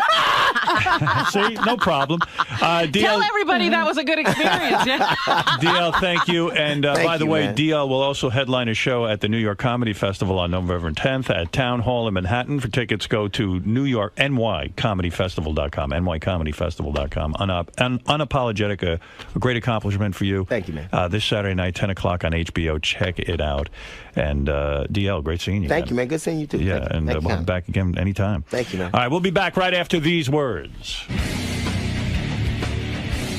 DL, that was really good, man. Thank you, man. You guys did a pretty thorough interview. Yeah, I'm like, wait a minute, I was just here to sell a DVD. And all of a sudden you've talked about my whole life. A whole spectrum of topics and everything. What's like up, that. G? How you doing, man? Excellent. Some comedians go in there, DL, and they're not sure whether they should tell a joke or how to really rap with Howard. How did you get so comfortable so quickly? Well, I think I'm just telling the truth. I don't know if I was comfortable, but you just tell the truth. It just came across as though you and Howard had been, longtime friends or something like that. Well, you know what? I think that when he's an honest cat, I try to be an honest cat, so it kind of works out from there. Similar-minded people just being able to relate and stuff like that. I think. All right, man. Well, thanks for coming by. Thanks for having me, man. Appreciate that. Good luck with your DVD, man. Thank you very much. See my buddy Howard Stern. We're here to talk about everything, and maybe about my new CD, Classic Songs My Way. We'll just see how the language flows, whether it's a benefit or not. But it's good to be here again. Excellent. Last time you guys got along very well, so it should be another good appearance today. Who knows? You have no expectations in life, but the vibe between us has always been very good. We'll see how it goes. All right, we'll see you inside, Mr. Anka. Thank you. Paul Anka is a guy. Do you know this guy's had 38 top or number one songs on the charts? Which is it? Top 10 hits or number one Paul songs? Anka had 38. Hi there. 38 top 40 songs. All right. Hey, Paul, what was it like in the old days? Back when when the Copa was really happening. And Henry Hill would be up front. And Henry Hill would be up front. All these mob guys. Well, Friday night you had all the girlfriends, right? With the same guys, and then you see the same guys with the wives on Saturday night, and they look so miserable. And if you fucked up, and said, "Oh, hey, great, I saw you here last night," you fucked up. You fucked up. You're dead. No, I'll never forget one night I was in there. Right, I was a kid, and I go in, and I'm watching Sammy Davis Jr., who was a buddy and I admired. So Sammy's up there singing, and he got the spot on him, and he goes, sometimes I feel like a motherless child. And 3 tables over, they had round tables. There were 2 cats there, and one guy goes, and you look like one. Now the lights go out, you heard... The guys took him out. There was another table and a couple sitting there within 1 minute. Wow. that fast. Wow. So you don't heckle. What? You don't heckle. You don't kick mess him out. up the show. You don't heckle, you schmeckle. You're out of there. Do you miss those days? Do I miss them? No, they were like an education for me. But I'm a guy thinking today and tomorrow. I only miss them in terms of the kind of world that it was. Is life better for you now? Is life better for you now? Oh, absolutely. You're an accomplished man. You've done it all in the music business. Blah blah blah blah blah. Yeah, blah, much blah. so. I like the fact that it was a different kind of place to learn in, and you could fail and find out what you were about. Today, there's no place like that. No huh? place you can fail anymore. Yeah, I feel for these young kids. I hear. Yeah, it's hard to make it in the music business. You got to go on American Idol now, right? That's right. It's tough. You watch that show? Yeah, I've been on it a couple of times. I just did Canadian Idol. I mean, it's great. You see an eclectic array of music now and then, and it's okay. You wrote 38 top 40 songs? Uh-huh. Is that right? Uh-huh. It's an unbelievable accomplishment, huh? Thank you. I mean, really is. Yeah, well, top 50 40 years, you gotta. If you're around 50 years, ultimately the odds are with you that you'll do that. There's a lot of dudes who have been around 50 Yeah, years. who else can say that? I don't know. That's not easy. Yeah, but it was, it's gone by so quickly. The last time I was with you, I got a lot of calls about doing a book. Yeah. And I'm doing a book for St. Martin's. Oh, you are? Yeah, I'm writing it. You're right going to now. write everything down there? You're going to write about when Johnny got pushed down the steps? Oh, that's in for sure. Last time Paul was on, it was unbelievable. He told us stuff. First of all, he told us he saw Frank Sinatra naked and then he had a big dick. Wow. Yeah. Well, that's not a lie. I know. Yeah, but that's a good I story. just don't remember that. Next to Somehow Milton those things Berle. don't stay with me. No kidding. How? Yeah, Milton Berle. Well, compared to Milton Berle, what was he like? I mean, like he was like half of Milton, or what? Milton Berle was about 4 inches longer, and Guy Marks. Those were the two guys. Wow. Did you really see Milton Berle's penis? Yeah, oh yeah. How do you see that? Well, you're in the steam room. There's nowhere else to hang. After the shows, you all went into the steam room. And you had Sinatra, Dean Martin, Sammy. We all had our own robes. You'd eat in there after the show. You were there till 5 in the morning. Jay Sebring would come in, give us all haircuts. That was the hang. Why did everyone hang in the steam room, though? That was it, because that's where the fun was. Were there But chicks you're all in there? naked? Oh, yeah. They were Together? Of course. Yeah. And there were chicks in there? Yeah, they would come in now and then. Would you be embarrassed for the other guys to see your penis if it wasn't as big as Frank's or? And Sammy was like, I don't nothing know. to speak Well, I of? wasn't embarrassed. You got a nice sized penis. I hung in there. Excuse the expression. Were there guys in there? Were there famous guys who'd walk in and hang with you guys in the steam room, and afterwards you guys go, "Hey, that guy's a needle dick." Were there guys like that? Yeah, there were a couple of pathetics. Who were the pathetics? Those I don't remember. But guys will look. I mean, you do make a comment, right? Yeah, here well, I and there. remember the 3 I told you. Frank was hung. Frank was a big guy. Yeah. That's unbelievable. But Jake. Sammy Davis Jr., he had nothing to impress you? No. Sammy was all right. I mean, I don't know the detail. These aren't the kind of things I reminisce about. Sammy held his own. Until I come on this show. Well, he held it now and then. It depended. Sammy was hung for a Jewish guy, right? No. So you guys would hang out in the steam room, and there were broads in the steam room, Yeah, right? Frank would have girls come in every now and then. Yeah. Good Lord. Now, were acts being performed? Was this like a wild sex scene in there? There were little rooms and massage rooms and what really? have you. And listen, I wasn't there all the time, obviously, but it was notorious because it was. So let me get it straight, though. You're sitting in the steam room. Yeah. Then the broads come in. You guys Later. you're right. You guys are all sitting around. You're talking showbiz and bullshitting. All of a sudden, a couple girls come in. Right. They're nude too in the steam room. You guys are Of nude. The course. girls are nude. And then you guys get hard-ons, though. But you don't want to get a hard-on in front of Frank. Well, and the boys. I never got in any of that scene with Sinatra and those guys. They would come in and they'd disappear. I mean, you got to remember, there's a lot of other rooms or what have you. Right. So that was never my thing. That were the gangbang is going on with Frank. No, not gangbangs. Were there gangbangs with Frank? Not that I know of. Okay. Listen, you did what Frank told you. Frank was the guy. If he said, "Let's go to dinner," you brought your passport.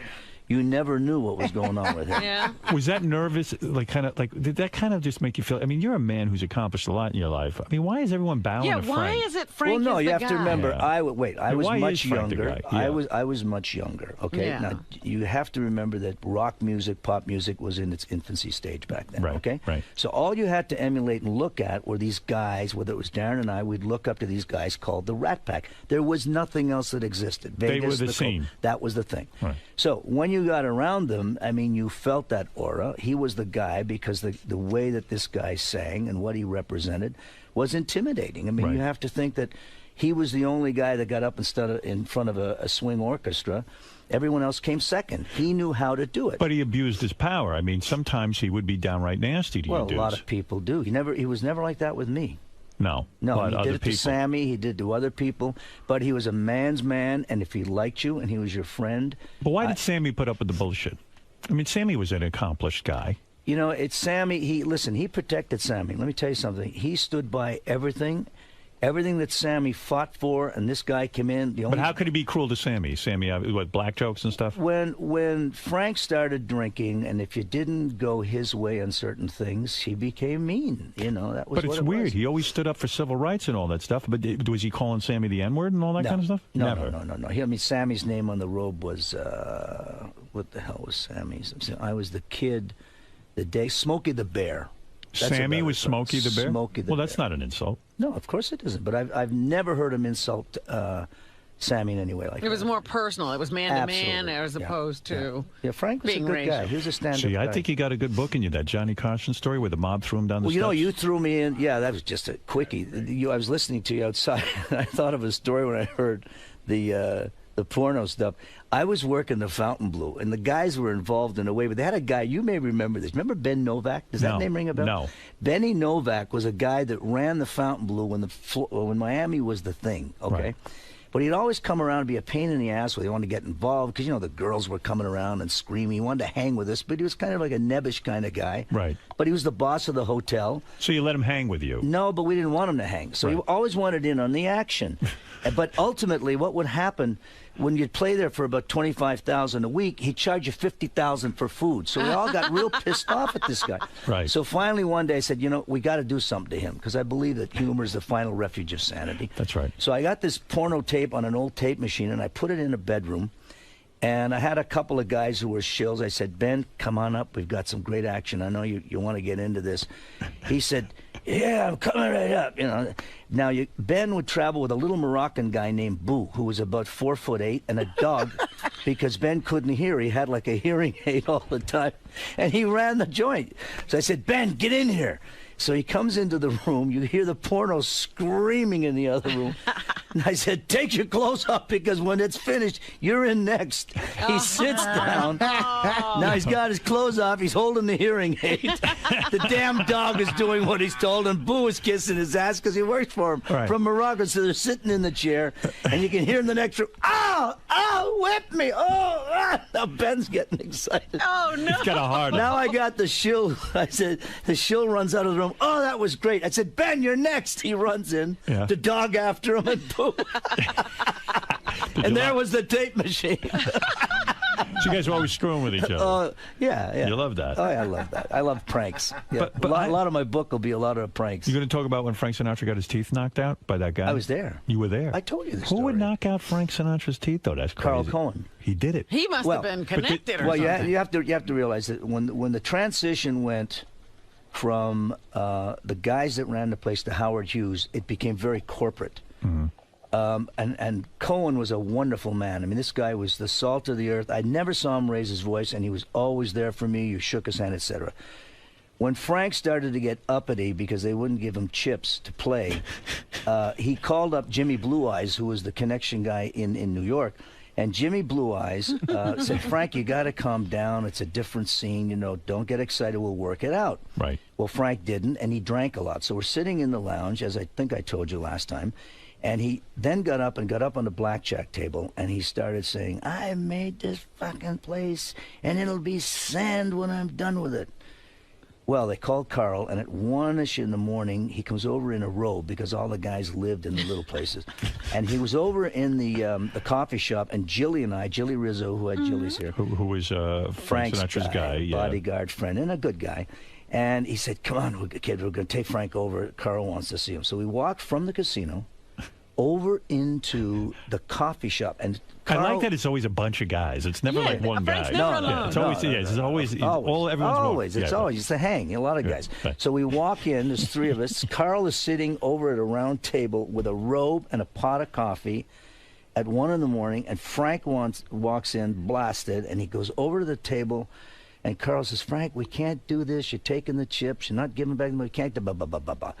Sinatra looks at him and said, "You fat Jew bastard," and he picks up the tablecloth and spills the coffee over Carl. Oh, Carl, hot coffee. Carl gets up and hits him right in the mouth, and the chiclets go flying all over the floor. Wow. So they bring in a jet, and they put him on the plane, and they send him back to, I think, Epstein or one of the guys. They fixed his teeth. We never went back to the Sands. We went to Caesars. And Frank didn't call any of his friends and say, "Hey, take care of this guy and make sure that he gets No. There was a lot of people that were happy it happened. Because he was out of control. They applauded Carl for it, and they warned him, "Don't you even try to do anything to Carl Cohen." Wow. And the fact of the matter is that Frank Sinatra never returned to work for Carl Cohen again. We went to Caesars. All of you had to go. Well, we didn't have to go. But Frank you chose went. to go. Yeah, Right. I was there when Sandy Waterman pulled a gun on him at Caesars.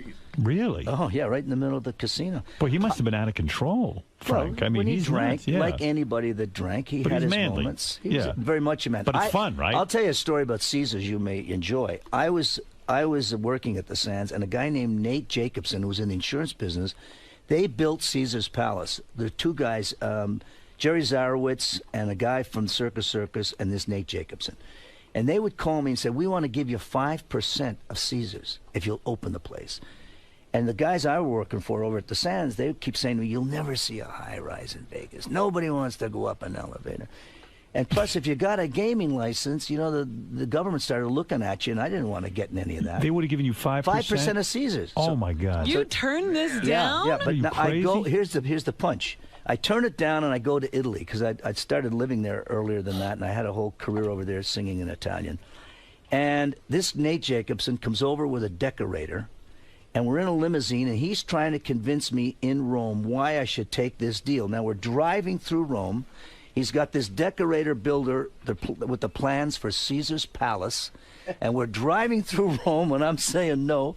And he's looking around to the decorator designer, and he says to him, "I want 8 of those statues with heads. I want 5 of them with legs. 9 of those with arms." I mean, they're rewriting history. Right. It's unbelievable. Do you have nightmares that you turned down 5% of a hotel in Vegas? That's a real. And I guess you turned it down mega because you wanted to do what Frank did, right? I mean, you didn't want to like branch out on your they were own. at Well, he was Caesars. already They were a part. I can't believe you didn't do it. If Frank did it, why didn't you do it? You know, Howard, in those days, you were either on that side or this side. I did not want to have the government come in, look Right. at this. They looked under your toetonails. Right. Did know, I you was have clean. stuff that? Right. You're right. You're right. Wait a minute. He But didn't you want were to be in clean. business. I didn't want to be in the gaming business. Not then. Now you can be. Right. No, I understand now. You're right. You're right. Did you ever have to give up a girl to Frank? Did you ever meet a hot chick and you're there and you're like, and Frank Or did you sees her? wait for Frank to select? No, but before wait, you no, even tried? here's my question. Yeah. You're there in the room, Frank, blah, blah, blah. You see a chick, you're hitting it off with her. Frank says, "Hey, Sonny boy. Right. That's my broad." Well, Hey, you kid. knew that anyway. You did. Yeah. but- What would happen? No, I never laid anybody off on Frank. If you were just hanging in the group, and let's say there was 30 and there was a party after, just to be in that room, everybody made out well. Right. Right. You know, Right. everybody. But you let scored Frank in it. choose first. Absolutely. See, that's the thing. He's the king. No. He gets the first pick, huh? It's respect. Hey, by now, the way, wait a minute. You must have made love to some famous women. Oh yeah, you got to put that in the book. Well, those that I can, you know. Who do you got? Who you got? Who you coming clean on? I'm not a talker. Come on. Come on. No, Who's the no, best one you ever got? I'm a gentleman. Which one? What's the best you ever had? I'm waiting for the book. Who's the most? Just give me. Who's the most famous you ever had? The most. Marilyn Monroe. No. Ever banged her? No. Linda Ronstadt. Didn't want. Linda Ronstadt. You go from Maryland to Linda Ronstadt? Zazu Pitts. Did you have Zazu Pitts? Who'd you have? Come on. In the book. Give me a name. In the book. Give me one Come goddamn on. name. Tell us Make some somebody news you here. dated. I ain't Somebody. doing it. Whoopi Goldberg. Oh, Whoopi, stop. I'm Mr. seeing Anchor. Whoopi on Thursday. Are you doing The View? I'm doing The View, and I'm doing Whoopi on Thursday. Her radio morning. show you're going to do? Yeah. Yeah. You're going to sit and talk to her, and Yeah. hopefully she'll have something You're to say. going to tell her the names and not us? No, I would. You guys first all the time. You ever do a black chick? What? You ever do a black chick? I ain't talking. What are you talking about? It's What all do in you the mean? book. I'm saving it all for the Don't book. be like that. I can't believe you stole All in the us. book. This is bullshit. So the answer is yes. It It's is in yes. the book. All right, I want to read that. In the book. Lola Valana. So, Oh, I know Lola. She was Sammy's girl. Yeah. first of all, you're Sammy did her? Yeah. Oh, yeah. Sure. So you couldn't go there. Like if Sammy's doing it, you can't. That was Sammy's girl. Was there a hierarchy? Like you didn't mess with the top guys, girls, like Sammy, Dean. Well, it's a rule of life anyway. Yeah, you don't do that to your friends. You don't do that to your what's the matter friends. with you, I'm sorry, I don't know the code of men. Yeah, well, you know what? You better learn it. You've been hanging around with enough men. Get with it, dame. Damey. Hey, so wait a second. Congratulations are in order. Now, the last time I saw you, you were divorced. Right. I'm divorced a while. No. With no prenup. And you got wiped out pretty good. I figured out that you just from get wiped out. This man wrote the Tonight Show theme, and we figured out it made about $1.6 million for him, just the Tonight Show theme alone. And we were trying to figure out how much the wife got. That's $1.6 million. How often? That's like a yearly income from the Tonight Show theme or something. No. That's well, I split it with Johnny. You got to remember this. That's a bullshit fucking thing. I still am angry. Yeah, about I remember. That. I heard you. Well, you got to understand. First of all, when you're a kid. And you got another guy like Skitch Henderson who wants you off the show, and you're a writer. You know, I'd rather have a piece of something than nothing. No, I understand. He didn't muscle me for it. Johnny should have done the right thing. Okay, in the beginning, whatever. Yeah. But later on, come on. Even in his will, he should have said, this song is Paul Anka's But song. he had to make more than $1.6 million just from the because it was used every night. Paul Anka wrote the Tonight Show theme. He gave Johnny half the writing credit. Johnny was making enough money. He didn't need half the writing credit. It was wrong, and I still say it to this day. And he didn't write a line. That's it. So... that goes on in our business. That's okay. I like sharing it. Hey, you know, money's like manure. You got to spread it around. Hey, Bill, you're on the air with the great Paul Anka. So how many of the 38 songs did the wife get? There's 3 songs left. But wait, but what I was going to say is that, Bill, before I let you go. Yeah. So I hear you got married again. No, I'm not married. You're not? No. But you had a baby? I have a baby boy. Is that what happened? That's what happened. But the broad was married, who you had the baby with. No, she was coming out of a bad marriage and divorcing, and then we've had the child, and he's 2 years old, and she's my woman, and we may get married. Oh yeah, young broad. Yeah, she's outside. If you want to. She's capable of having a baby. I saw a good-looking woman in the green room. She was your physical trainer. She was my trainer, and Look at she's you moved right in on that, huh? 35, and she had a child with another marriage that unfortunately didn't work out, and she was moving on in her life, and very respectfully, that was it. So we hooked up, we had a child together, and we've been together. But her husband was giving you crap, saying you stole her away, right? Well, what are they going to say? Nothing to do with it. I mean, there's more to it in terms of what happened in the marriage that's on paper that had nothing to do with her. These are some of those claims that they just make. Yeah, they all get hairy. The main thing is she did the right thing. It was not working out for her, and on she went. So you get? What do you have? A gym in your house? A small gym. So she comes over. She trains you. Yeah, she trains me. Look at you. Well, and went on the road. How do you work into? You took her on the road. Well, I take trainers on the road to work out. Yeah. Well, wait a second. I work out. So this is some attractive woman, I would imagine, if she's with Paul Anka. You want to say hello to her? Let me take a look at her. Anna, come on. Anna, come on. Bring Anna and say hello. Howard wants to. Let me see this, Anna. And Anna's leaving right after. There's no lift up your dress and do she won't take a top off or anything? No. This is a lady. No this is a lady. Nothing. Where is she? Say hello to Anna. There's Anna. What is your name? Alana? Anna. Oh, yeah. Anna, how you doing, baby? I mean, Mrs. Anka. Or whatever. Watch it, Howard. Don't take off your top. Okay. You are a very attractive woman. You know that, right? I try to. Yeah. Oh, and you're foreign, too. Swedish. I am. Swedish. You were born in Sweden. Yeah. And you are blonde and beautiful. Maybe. Yeah. And She wrote a book, Howard. She's going to be on your show. She's got a book coming out. Okay, but let me understand something. Sure. So Paul Anka is one of your clients, right? Yeah. You come over to the gym, the personal gym, and you're in the house, and you train. Yeah. So what, you start putting the moves on you? Yeah, the first time we saw, we just fell on the floor and said, "This is it. Let's do it." No kidding. First training session. Yeah. That was the training? It was love at first sight. Yeah. You mean to tell me you go over first? Look who he's hiring to train him. I know. He needs an incentive to work out. I got a guy training me. What's wrong with you? Yeah.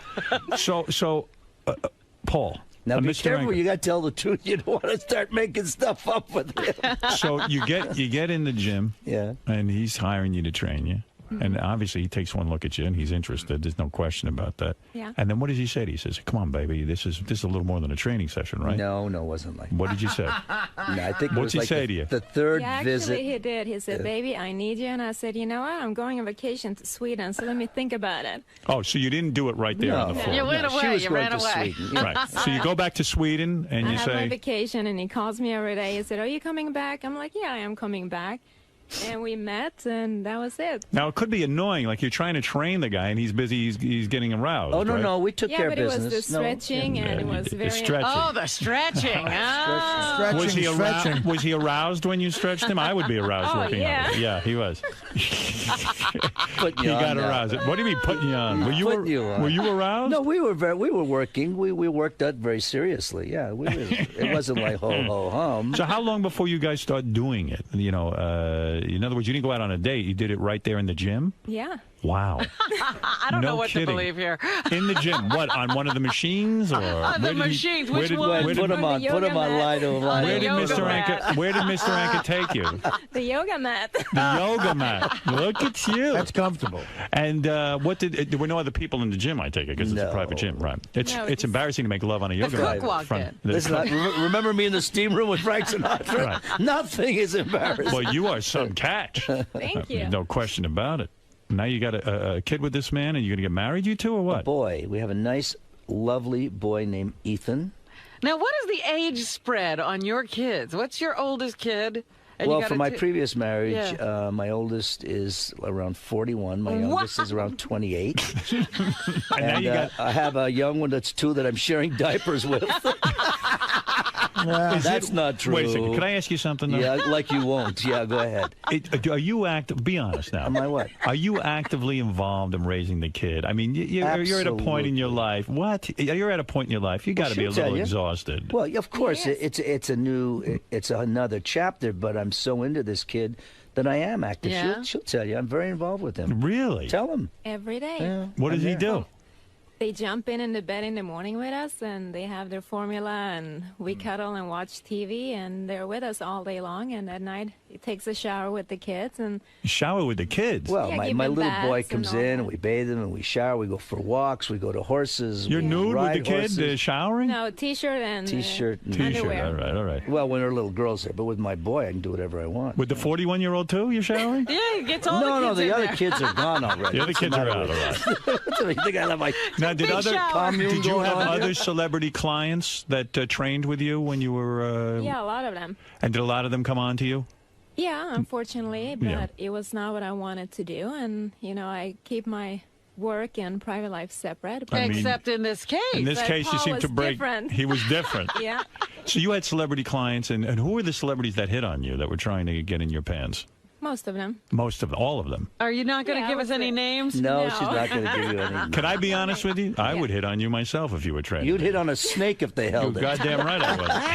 I mean, it's kind of hot. What would you come over in a leotard to Mr. Anka's house? Sweatsuit. Sweatsuit, Some yeah. top well. and some tight pants. So. But in Paul, the be drapes, honest, she really, looks Paul. good. Well, honestly, how do you make that move How from? can I not be No, but I mean, honest? how do you make the move from like, okay, here's a woman in your From home, she's client working. to- How does one get into the pants of their personal trainer? That should be. Well, the, why does it matter? You got 3 guys already, big movie stars that hit on 3 waitresses. You Right. got George Clooney, Right. Mark Damon. They're people. It has Right. nothing to do with Well, their what about you? occupation is. How did you make the move Yeah, we're from asking about you. personal trainer the point to is lover? you meet someone. All of us walk through life, and you never know at any moment. You see somebody that you're attracted to. Yes. She walked in as a human being first, and I Right. was attracted to her. How do you say to her, "I'm attracted to you"? Yeah, do you wait? Do you say at the first moment she walks in? Or? No, of course not. No, I Gotta think be cool, I right? think everybody kind of feels a vibe, and I think in time, whether it's after whatever, all in the right way, you communicate to someone, and if the attraction is there both ways, you know what it is. I'm not going to teach you guys what it is. Mr. Anka, I don't mean any offense, but would you stretch me now? I mean, if you don't mind. She can stretch you. Lay down. She can that's stretch right. you. It's not But a you're not problem. doing that anymore. You're out of the business, I would take it, now that Yeah. you're Mrs. Yeah. Paul Anka. Well, almost Mrs. Paul Anka. And are you putting pressure on him to marry you? No. Right. Now, I take it when you two became lovers, no Mm. rubbers were involved. That's how the baby was born, right? Was, you planned this, or was did you, this... Did you pull out, Mr. Anka? Or did you just... He did, but I miscounted, and that's what happened. She's not a great mathematician. Oh, look at you. This happens. I tell you, that's amazing. Well, that's very good. Will you get married again, Mr. Anker, or is it that you lost too much money? Or will you do the prenup? No, I would get married. You do a prenup, though, right? Oh, yeah, sure. Yeah. She, Anna, you willing to? She understands that. Yeah. Yes. Anna, you understand that? Well, only if there's a couple of million involved. Smart girl. Well, a pleasure to meet you. Same. Thank you so lovely. much. And beautiful. Next time, please wear a dress. Thank you. All right. Well, you are one lucky man, aren't you? Yes. Life's been good to you. Now, did you didn't think a kid was coming along at this time in your life, did you? No. See, it's a surprise, Howard. Oh, look at him. Look at the expression on his face. He's very surprised. That's good with a personal trainer. They get right back into shape. Oh, too. yeah, look at her. That's a beautiful girl. I mean, whip themselves She's back a in. lovely girl, very good girl. You're No, very but you know, once you have the child, and you know what? I don't know. Do you have children? No. Yeah, it's. You wearing rubbers now? You look at that child. You look at that child, and that's it. It's your whole life. And, yes, are you sir? wearing rubbers now? At this very moment? No. No, I have boots on with a rubber sole, as you can see. No, but I mean, are you taking some sort of precaution to? No, you don't care. No, I had a vasectomy. Oh, you did? Yeah. When did you do that? After this one? After I had the child. Well, how is it? Great, Because Howard. Howard What do they do? is thinking about Yeah, it. I want to do it. You know, I'm thinking of getting married. I'm getting married. I'm engaged. Well, yeah, but you've got second thoughts, I hear. You're getting No. Oh, that's all bullshit. No, I want to get married. Yeah, well, you should. She seems like a very nice She's a girl. great girl. I just, I want a vasectomy. I'm You afraid. should. Do you still It's get as not- much? Is there still as much ejaculate? It's a non-event. You feel nothing.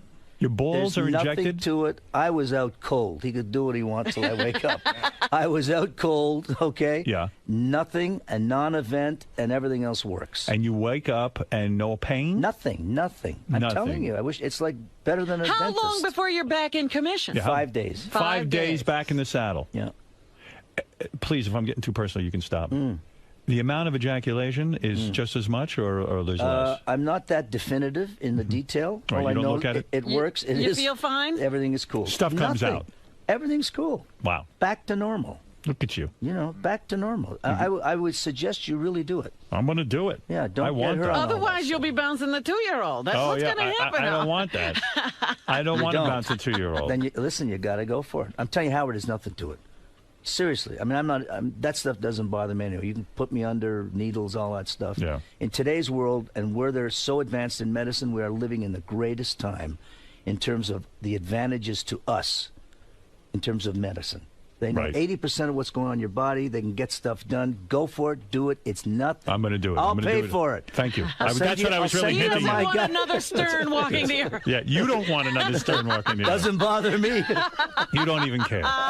But you know something? I always thought about this. When you wrote the song "My Way" for Frank Sinatra, he should have blown you.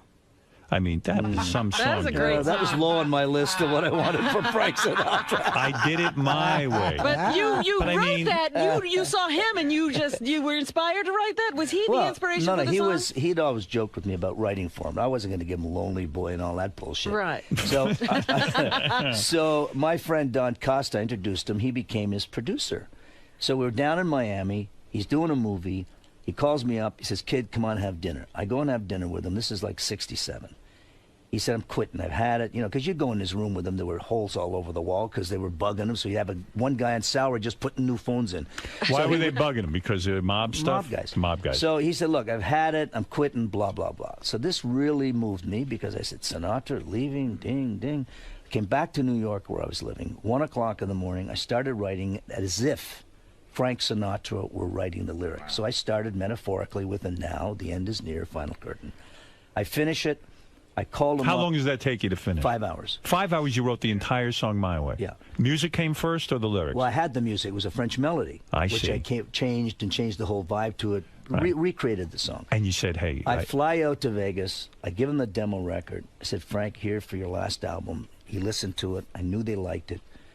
2 months later, I get a call. He's in a studio, puts the phone up, says, "Kid, listen to this." And they play me My Way for the first time. I started crying. 'Cause It was Wow. kind of a turning point, you know, for me as a writer, growing up. You bet. All of that. So I had no regrets about giving it away because he was the only guy to do it. You How know, old were you when you wrote that?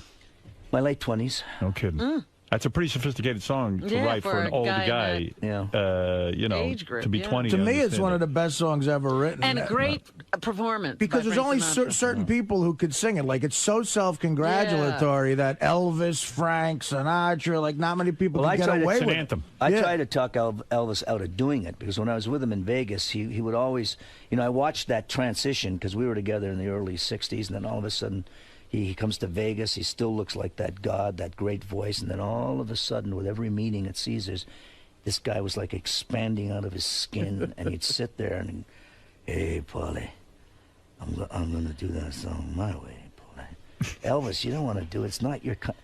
No, man, it means so much to me. He was so whacked out. Right, yeah. So finally, he does record it and does it on stage, and then I got it. It meant so much to him because of what he was going through, and we couldn't pull him out of it. He was just on that slope. So you knew Elvis too? Yeah, he knows them all. So when Sinatra records his thing and he holds it up on the phone so you can hear it, yeah, you start to cry. You're like, oh my God, this is great. Yeah. Do you know right away this is going to be not only a hit, but a become, signature? You know it's special, Howard. None of us in the business. There's those few times when you really sense a smash. Right. You know it. You know it, but there's a lot of times where you do something professionally and you just don't know it. But that was one of the times where I knew it was something. How long before you wrote that thing, it all of a sudden now is a song on the radio? It's pretty instantaneous, right? Probably about 2-3 months later. Yeah. 2-3 months later, and then it becomes like a #1 song. Yeah, and he decides not to retire anymore. Right. So then I wrote the second song, Let Me Try Again. Let me try again.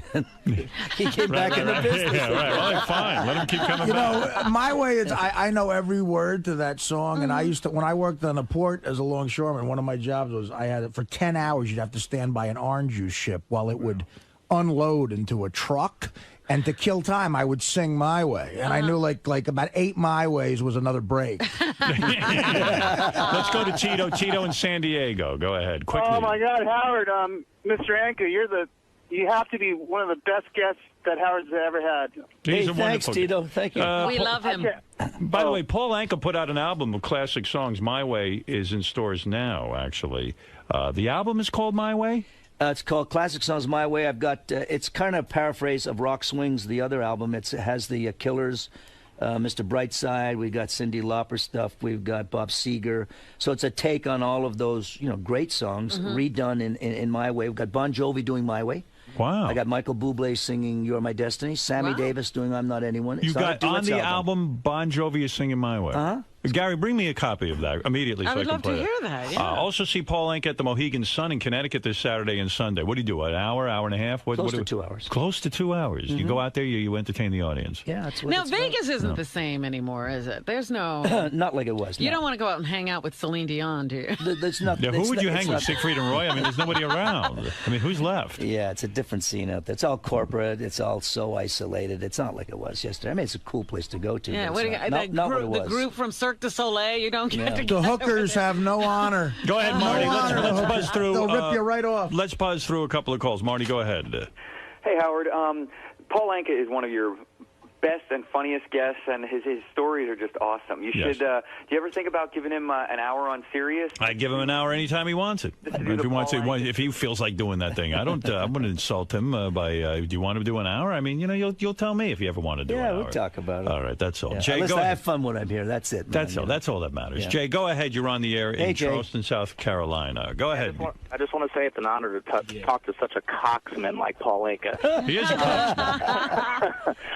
I also want to know if he banged my mom. I don't know the timeline, but she worked for an accounting firm in L.A. Yeah. And she said that he would fly her out to Vegas on his private jet to come see shows and stuff like that. And my thought is, you're not going to pick up a broad in your private jet without banging her. No. Sometimes you do. Who was she? By the way, I have the same question. Did you bang my mom? Did he ever fly your mama? Yeah, matter of time. What was your mom's name, Jay? Her name's Becky. Becky, who'd she work for? I don't know the accounting firm. She said that one time you flew out to L.A. to just to sign some paperwork. And well, I lived in Vegas, and you get back and forth. Had a Learjet, and I would fly, employees, people that worked for me, in to see shows. It's a nice thing to do because you it's probably did bang his mom. Is your mom good looking? Yeah, she's hot. Oh, did your mom? She was back then, anyway. What year was that? I don't know the year. I'm sorry, I don't have all the details. Well, how old are you? Where is your mom? My mom's in, well, she's in Charleston right now, but I'm 30. Can you get her on the phone? Yeah, we'll try to figure this out for you. Paul Anka will tell you what she's like in bed. I just tried to call her a few minutes ago, and I can't reach her. Who knows? Maybe she blew you or something? No, she's listening to the show and she ain't answering the phone.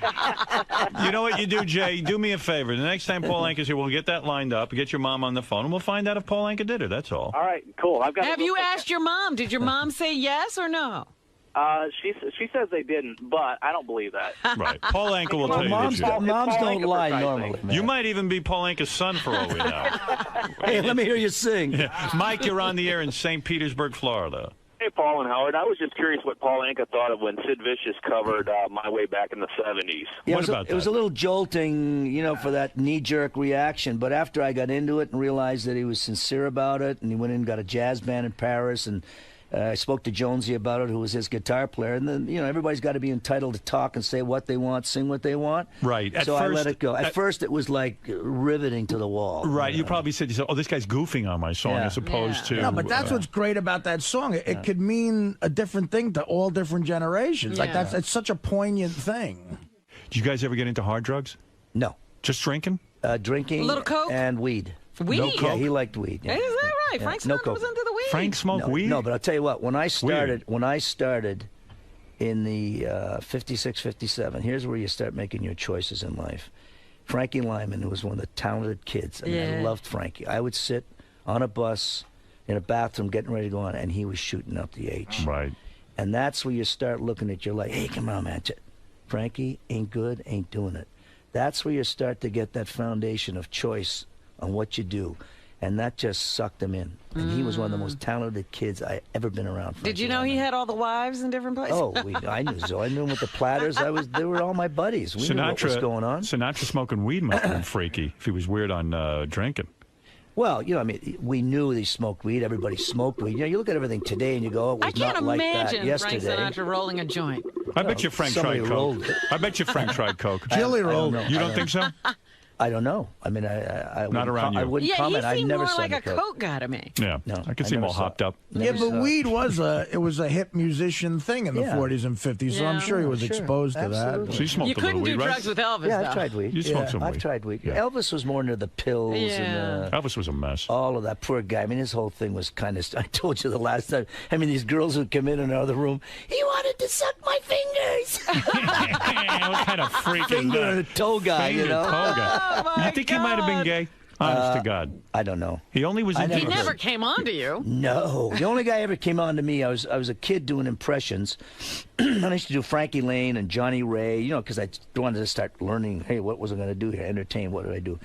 And I had my hit, Diana. I was flying to England, and on the plane, it's in my book, was a guy named Johnny Ray, who was the hugest. Right. I mean, you guys wouldn't even know who I he know is. who Johnny Ray is. I Huge. remember he had millions. hit songs. I mean, the lines around the street at the Copa forever. So I'm going, Johnny Ray, man, I did that song, Cry. But I walked over and I sat down on the plane with him. The stewardess took me over. You got to remember, I'm 16 years old. Right. So I'm sitting, oh, Mr. Ray, and we have your autograph. And I used to do invitations.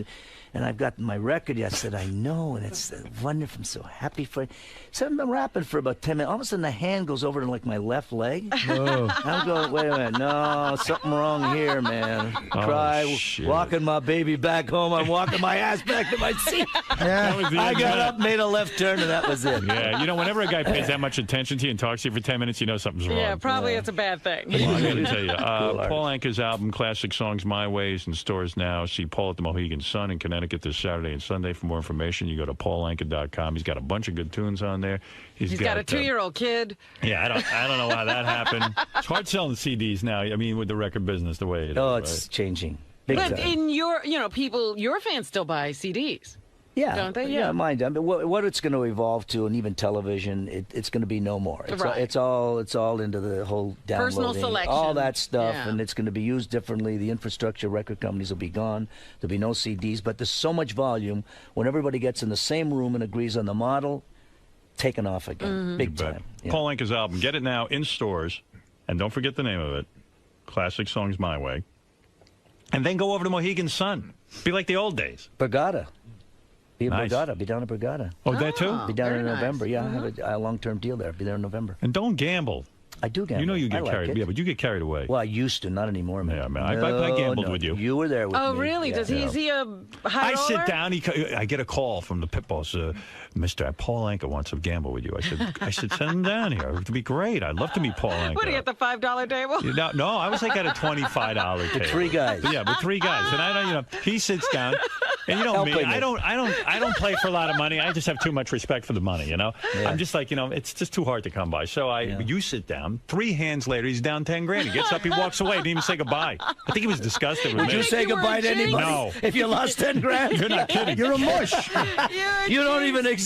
I know. And I go, oh shit, I lost. I bet $12. You know, and he's like, $12. And, I want to look like a big man. I put $25 You threw on down it. your chips. Yeah, $12. I've sat with guys I've seen lose $1 million. I know. Try walking out with them. Unbelievable. And the casino gives them a watch. Yeah, right. Have you slowed down though? Oh yeah. A meal. Yeah. No. I set an amount and that's it. That's it. Yeah, What's the amount I don't you go set, nuts. though? What's the amount? 25 grand. 25 grand for the whole weekend. That's it. That's it. I won't blow more. In the old days with Frank and those, it was insane. I'll tell you stories in my book. Do we have time? Yeah, go ahead. So I was playing there, and I played till about 9 in the morning one night. Blackjack? Yeah, blackjack, and I got the table spread. I got like 70,000 out there one go. Right? You're turning Artie on. Go so ahead. I'm really going and going and going. So finally, I walked away with some loot. And I go home. I had a home there at the time. And I had this doctor called John D. Fiore, real nice guy. And he'd come over and treat Sinatra and all of us, give us a little B12, spare throat. Because I'm up till 9 in the morning. I got to sing that night. So he walks in at 4. I see you took your job very seriously. Yeah, exactly. Right, yeah, really dedicated to your craft. No, I never blew the gig. Okay. So now I'm sitting there. He comes to my house. Comes to my house, 4 o'clock. And he walks in. He says, I'm going to tell you a story. He said, were you gambling last night? I said, yeah. He said, well, this guy came into my office at 3 o'clock before I came over, and he's all stuffed up in his eyes, and he's like all kinds of mess. And I said, well, what do you mean? He said, well, he worked at Caesars, and he works up in the catwalk. Now, the catwalk, before the technology, these guys would walk on these planks and look through holes in the ceiling. To make sure you weren't cheating. To see who was playing, and they were watching, right, all the players. And I said, well, the doctor said, well, I asked him, what were you doing? So they had me up till 9 in the morning watching this guy that was gambling because he was winning so much. We didn't know what was going on. So, and he said, all that dust and stuff. And he said, well, who was the guy? He said, Paul Anka. So this guy's whole job was watching you, make sure you were cheating. He's dying up there because now they have sophisticated camera equipment and all Howard, that. in those days, let me tell you something. Those guys were called mechanics, and they'd come in with a single deck when they had them. Right. And we were all so close and all knew each other, and we tipped like 2, 3, 4, 5,000 because we knew they had families and they weren't earning money. Atlantic City comes in. It was like a ghost town for a while. And we would have like a guy that we knew, a dealer who was a single deck guy. And they were known as mechanics that they would bring in on some guy that was winning a lot, and he could shuffle those cards any way he wanted. Wow. So I'd go, hit me, and he'd go, no, you don't want it. Really?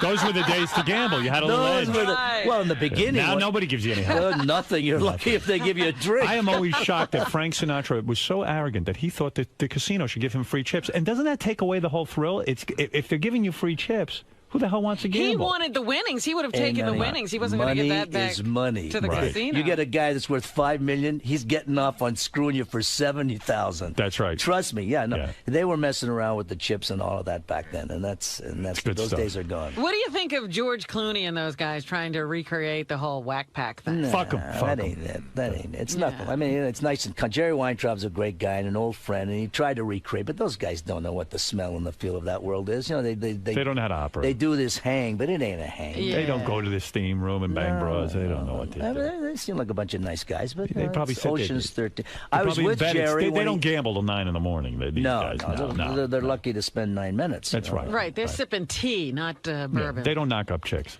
I don't know them well, so I can't really comment, but it doesn't entice me in any way. Mark Damon never had a B12 shot at 9. and his throat sprayed. Hey, Paul Anka, you're the best, man, and we love you, and we wish you best of luck on the new album, Classic Songs My Way, in stores now. I encourage my audience to go out and support Paul Anka, get the album, check him out, and see him at the Mohegan Sun in Connecticut this Saturday and Sunday. And go to paulanka.com. You'll see all his dates, when he's playing the Borgata and everything else.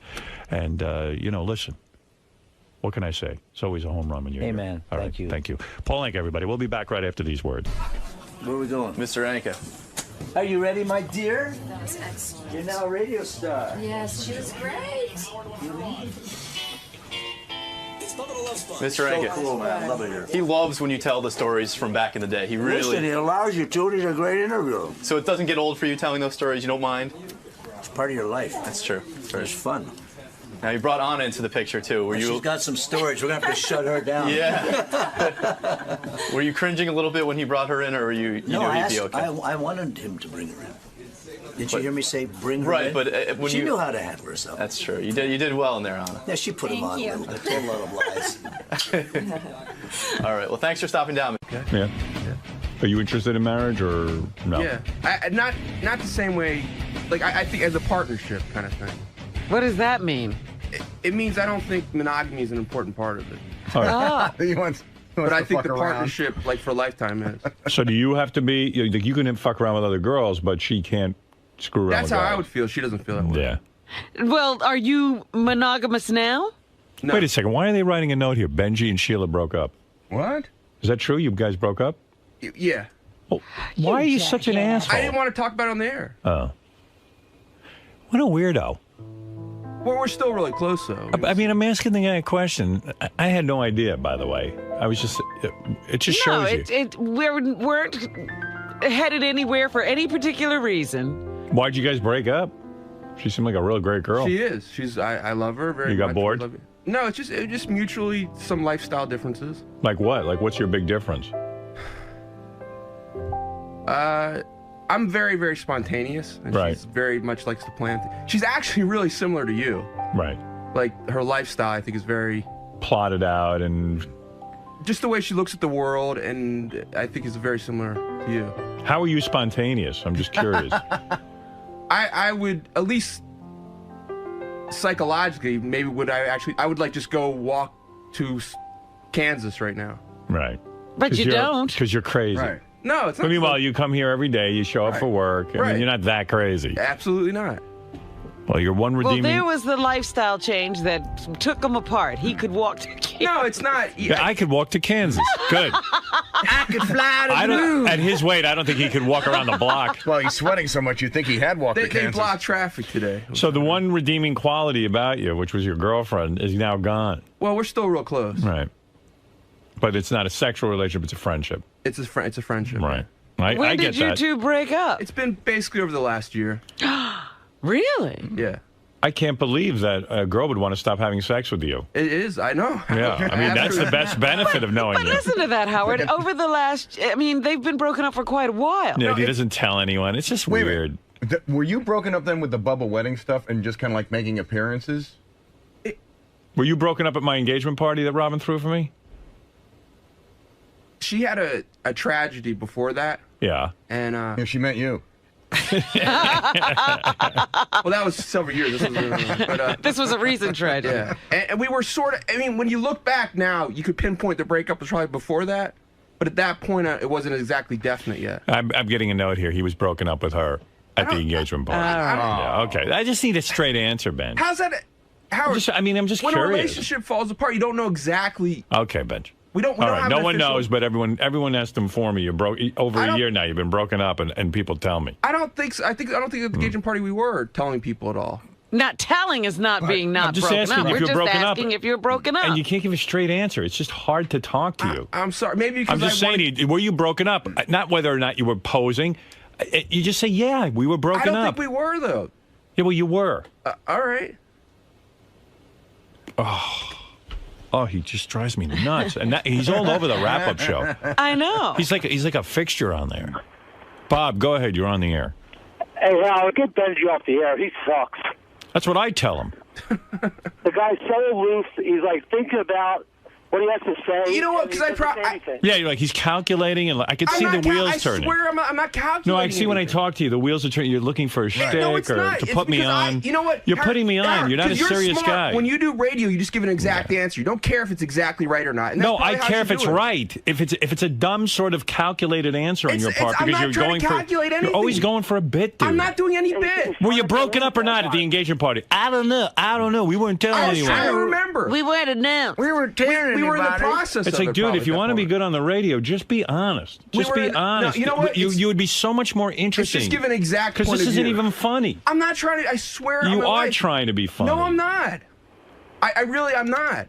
Okay. Turn this mic off. Do you remember the exact time you and your wife he's right. broke up? All right, thank you. Here we go. Here we go. What? We're soaring off into Rob, do you remember Benji the exact land. date when you and Tony No, but broke you up? remember when you're at a You have a function with rough somebody idea. and you're broken Okay, up. Howard, when was the function? No one else say. No. April 19th. Oh, all right, You know Robbie, that you don't would need, never have known but you when it don't was, need and I to would- know the date of the function. You need to remember the function and say, We yeah, were you know, we still weren't. spending every day together. All right, were you making love? I don't think so. All right, that's it. You know if you were broken up at my engagement party or not. You know, deep down in you. I don't want to talk to you anymore. I'm done. Thank you. This is why she had to leave. This was Yeah. the lifestyle difference. It's not whether I remember the date. You remember the event, and you remember what was going on in your relationship. It's major. Hey, I gotta go. I love you. All right, thanks, Bob. Hey, I love you, Robin. Thank you. right. I'm sorry I got caught up in that. Once in a while I do. Well, we love Sheila. Sorry she's gone. Sorry. Sheila was here. We got Benji in the breakup. Then it's our loss. Let her sit in for a day. That'd be great. I would like her to sit in for a day. I liked her. That'd be great. I love that. I don't like you. I like her. A day? Why can't we have her forever? Yeah. Okay. More than that. Yeah, me for a day and her. It's easier to get a straight answer out of Fred than it is Benji.